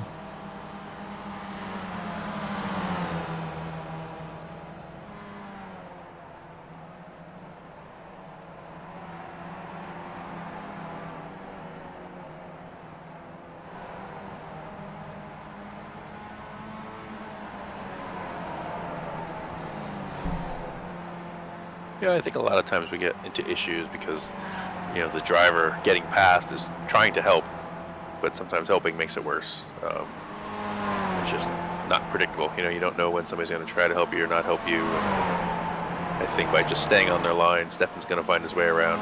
He's got quite a bit of a pace advantage. Just him being able to predict where you're going to be by using the racing line would make his life a little bit easier.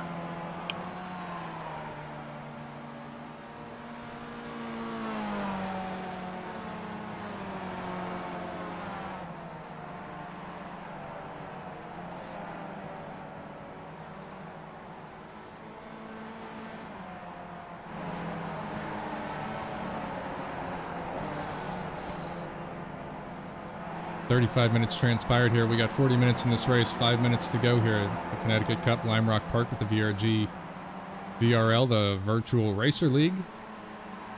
Season finale here in Season 3.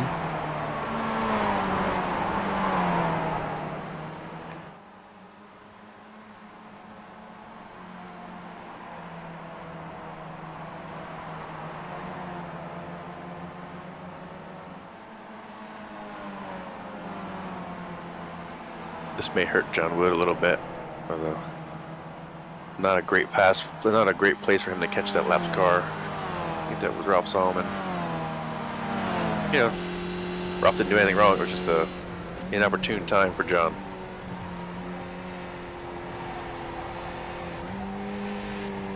Looks like Bob though is going to run up on a couple cars here, so. Steve, I'm going to guess that John did not map a tear-off button prior to this race. Yeah, it's definitely not getting cleaner.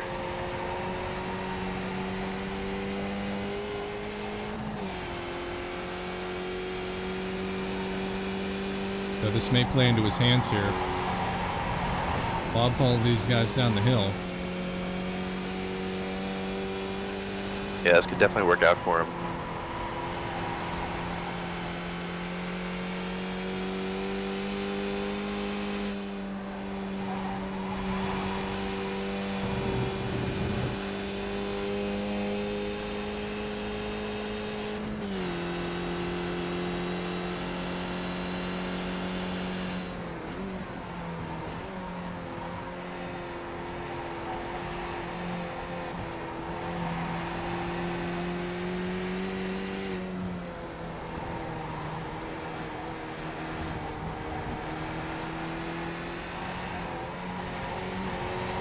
Yeah, that's just no great place to get by. No, not really. You're almost along for the ride.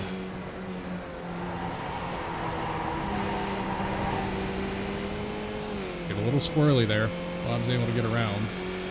John able to capitalize, or does he get stuck behind? Oh, John looks like he's stuck. He's got two now in front of him.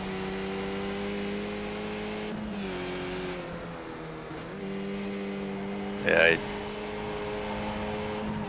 lost about a, well, he didn't get by both of them yet, but he's lost over a second. I believe Jim's right behind. He is. Jim may be the one capitalizing. Oh! Save it, John. Excellent save there by John Wood. Yeah. Yeah, send out a note before the race to clean up the tear-offs here. Make sure everybody's got a button. What are we, about 2 minutes to go? Yep, 2 minutes to go. Yeah, Jim's had a pretty uneventful day, I'd say. Until now.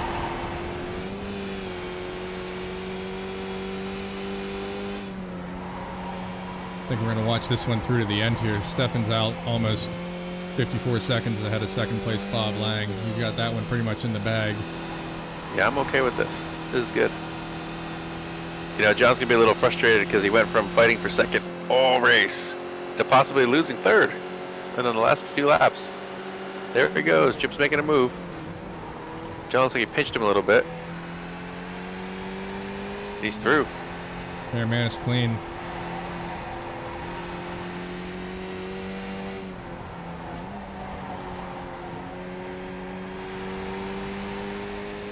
Gonna have Kurt Uzbey in front of them, who's not in position. So this might not be over yet.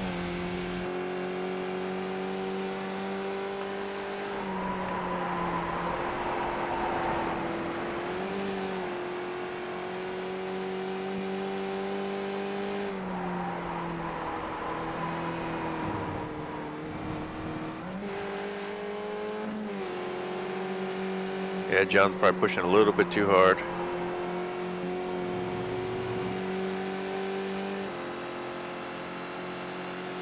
Third place, Jim Karamanis.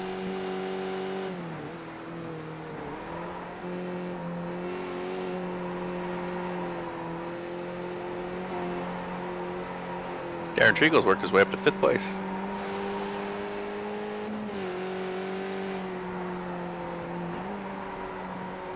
I think Stefan's going to make an honest attempt at lapping the field here.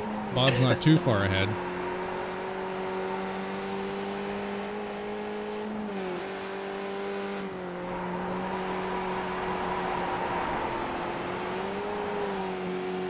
Well, we've clicked over 40 minutes, so the white flag should be out any minute.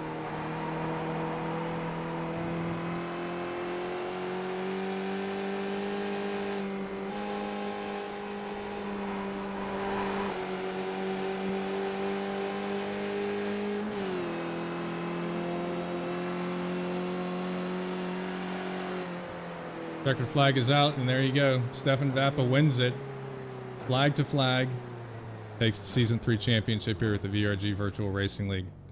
Pick up Bob Lang as he comes around to take his checkered flag. John Wood picked his up as he was running right with Stefan. Your point strong comeback there by Darren Treacle to get back up to 5th place. Yeah, he made that first mistake, but I don't think he made one since. Sure, Bob's got to be pretty happy with his drive this evening. 2nd place in the championship as well. Yeah, good drive for him. Good season.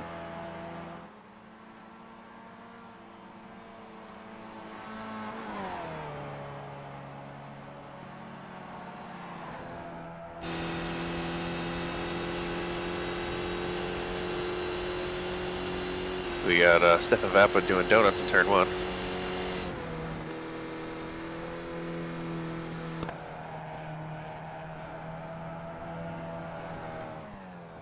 That didn't work as well as I had hoped.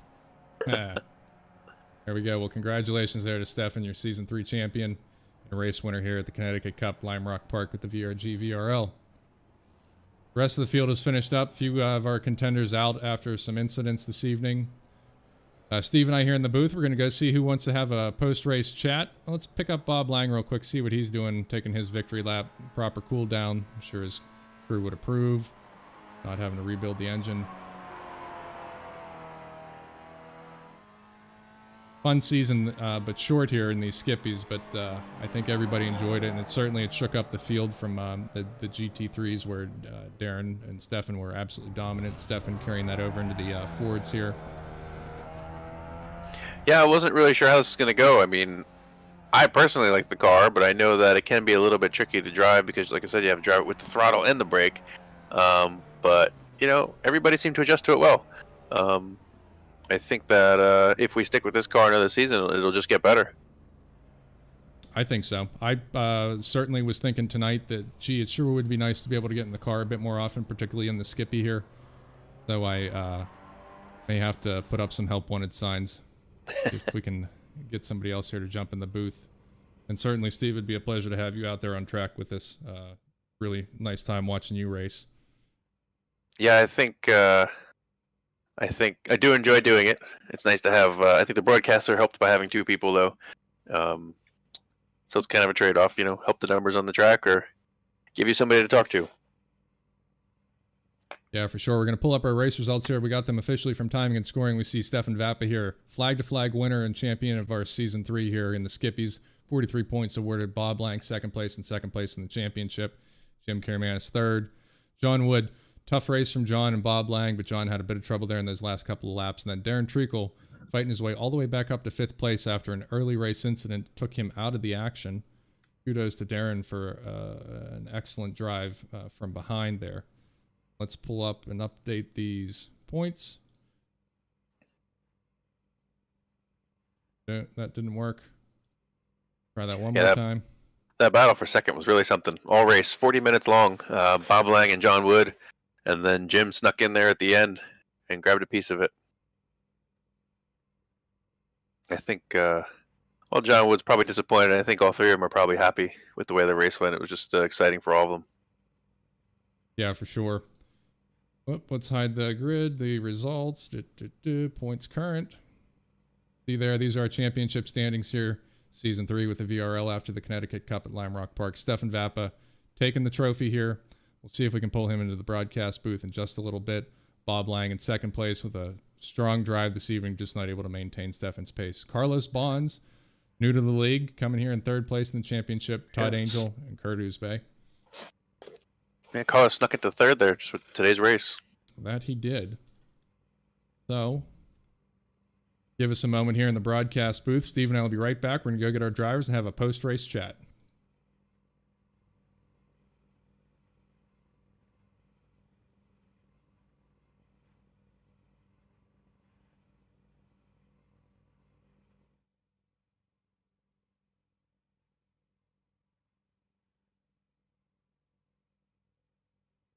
Howdy.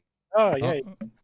All right, so you got Ian and Steve up here in the broadcast booth, the VRG VRL, and we have our competitors from this evening. We have our race winner and Season 3 champion, Stefan Vappa, up here in the booth with us. We've got second place, Bob Lang, with an outstanding drive this evening. Darren Treacle also joining us, though he's currently muted, perhaps enjoying a bit of dinner. And then League Chairman Jim Karamanis with an outstanding drive here tonight, and also pipping John Wood there right towards the end. So, gentlemen, we'll start here with Stefan. Excellent drive this evening, flag to flag, and you take the Season 3 championship. Why don't you tell us a bit about how tonight's race went and how you felt about the season here in the Skippy? Tonight's race went well. Clearly, it was fairly clean, although there was one scary moment that put my heart into my throat. I caught up to, who was it? I think Carlos and Scott, and they were having a battle. And I just said to myself, well, they can you to do that. I'm not going to get in the middle of that. I'll find a better place to get by.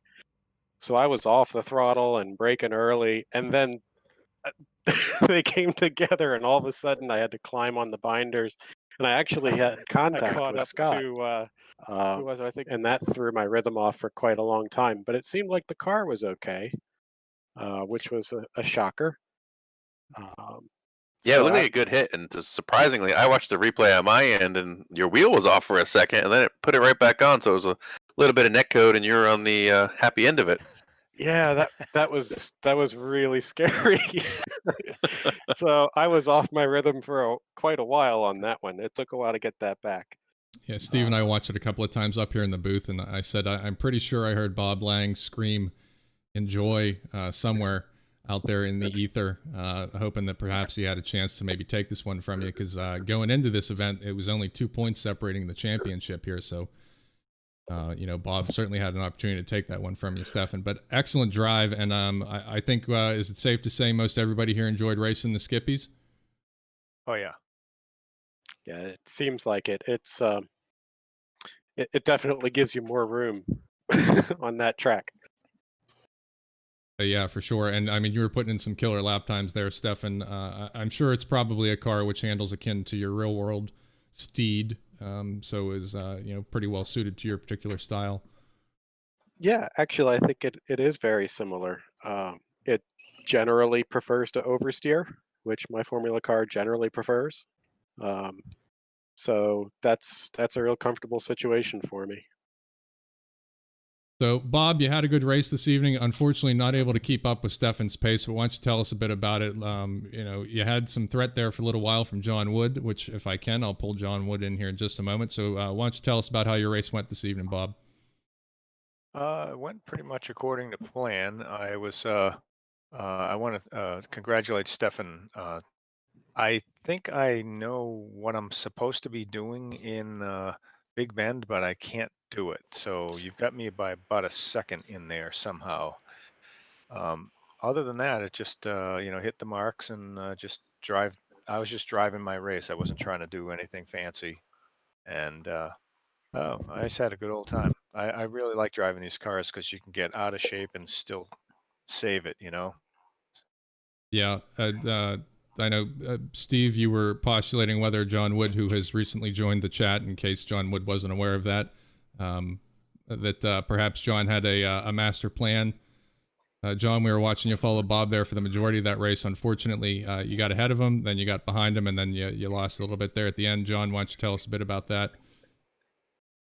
Oh, it was a good race. Bob and I are usually pretty close.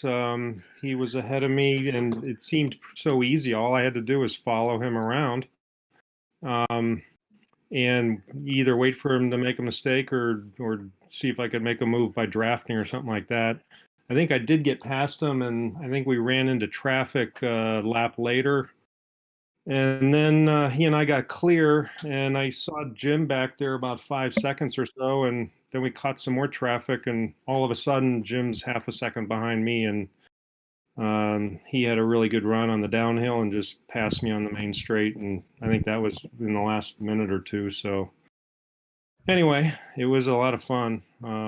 Yeah, a lot of fun. Sure looked like it from here.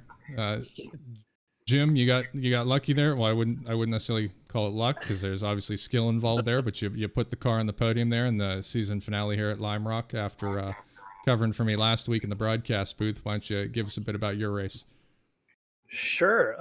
First of all, I had absolutely no practice this week. I showed up to the practice night, I think maybe 10 seconds before the qualifier ended and the race started, and got punted at the start. So I didn't get any practice laps there.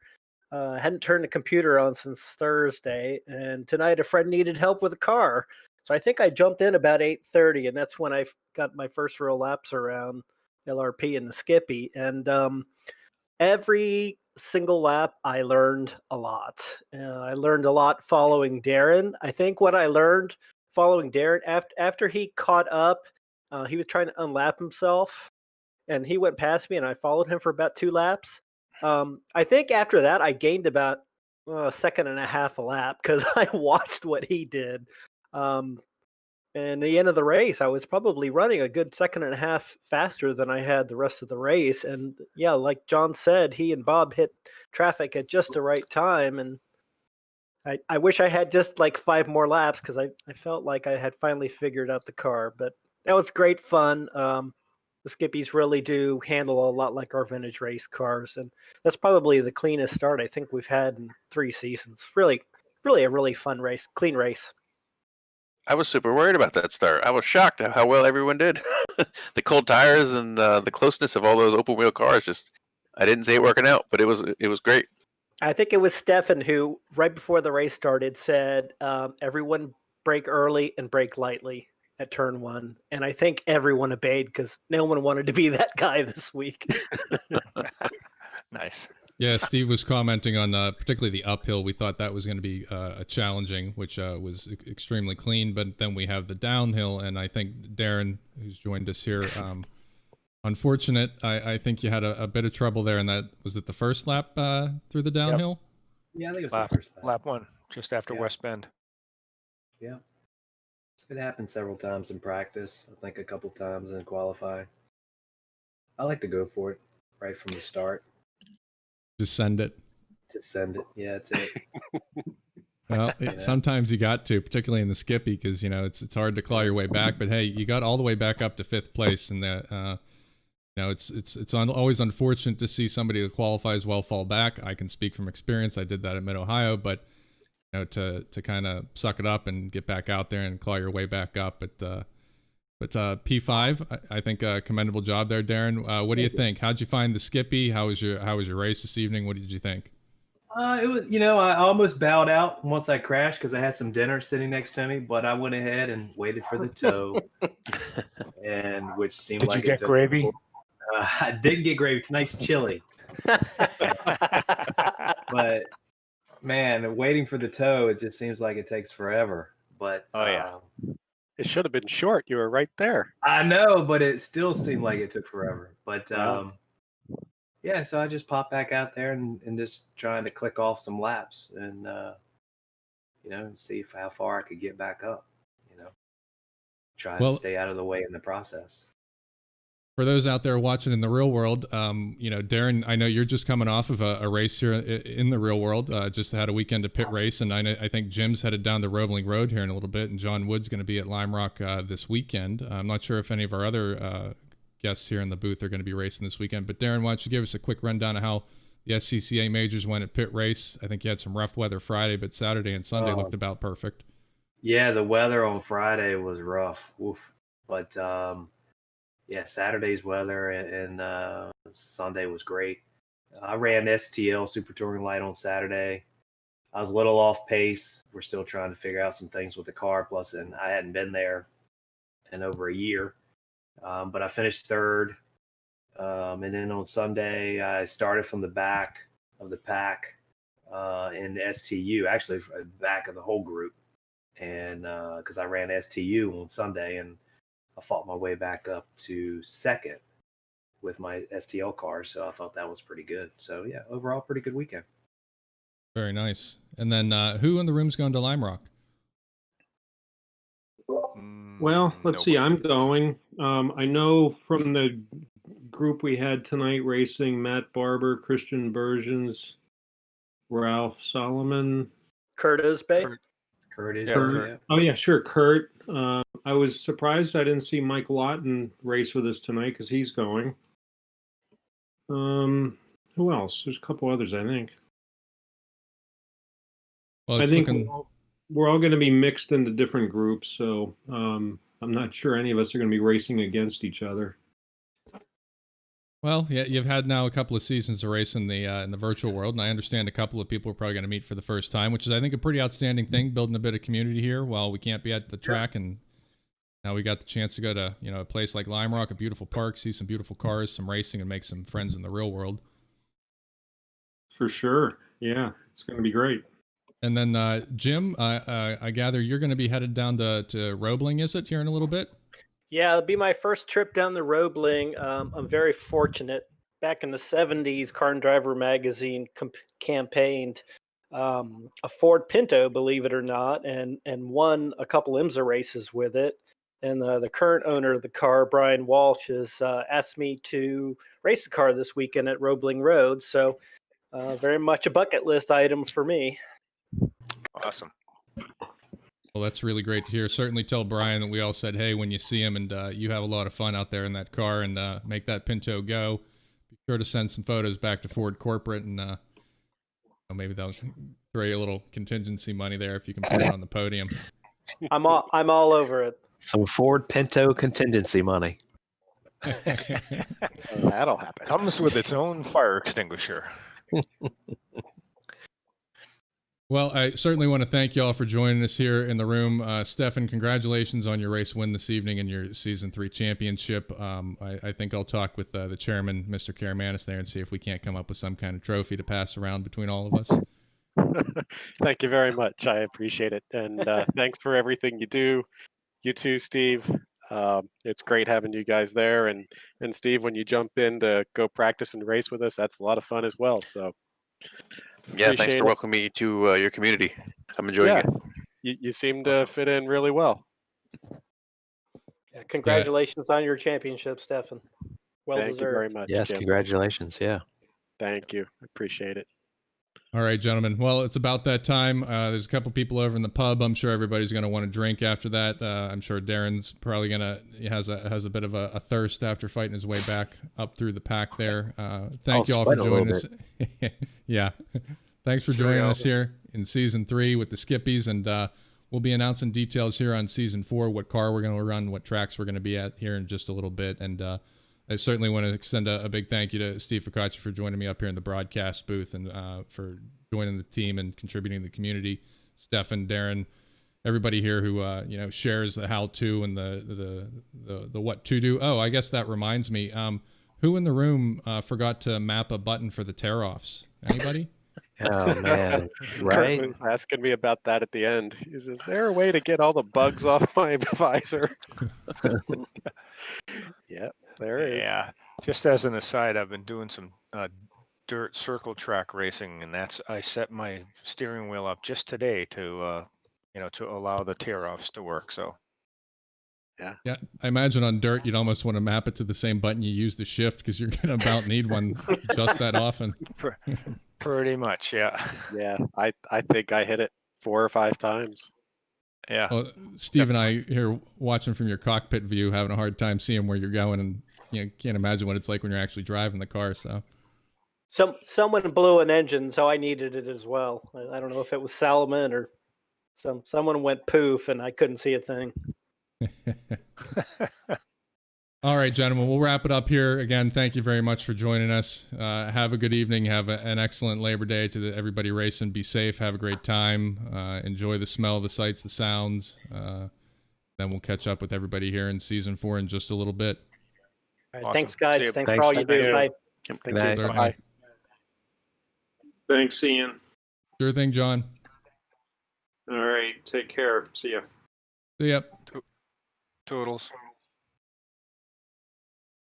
All right, Steve. Well, I'm going to start wrapping up the broadcast here on my side. I, again, want to extend my thanks for joining me here in the broadcast booth. Real pleasure having you here and having the banter, somebody to talk to.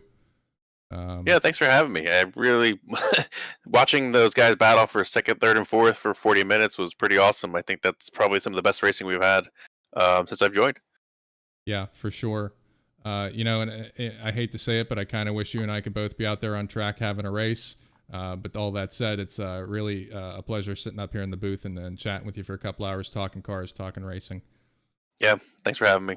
Certainly, sir. And you wish Scarlett a happy 8th birthday from everybody at the VRG VRL. She won't have any idea who we are, but we're all cheering for her on her 8th.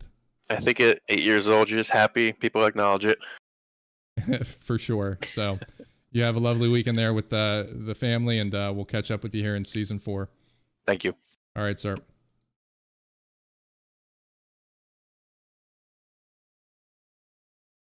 And that'll about do it here with the VRG Virtual Racing League. This is the end of season 3. Final race of the Connecticut Cup at Lime Rock Park. Stefan Vappa, race winner, season 3 champion. This is Ian Wisman, also joined by Steve Ficacci up here in the broadcast booth. We thank you for joining us out there in YouTube and Facebook land for the first time. Hopefully that went well and the stream was of decent quality. When we have details on season 4, we'll let you know. We'll be right back here broadcasting every Tuesday night. Exciting news coming up as to what car we're going to be racing, what tracks we're going to. Might even have a flyaway and go European. We shall see. We thank you for joining us. This is Ian Wisman for the Vintage Racer Group, the VRG Virtual Racing League, soon to be the Virtual Racer League. We'll catch you in season 4. Thanks again.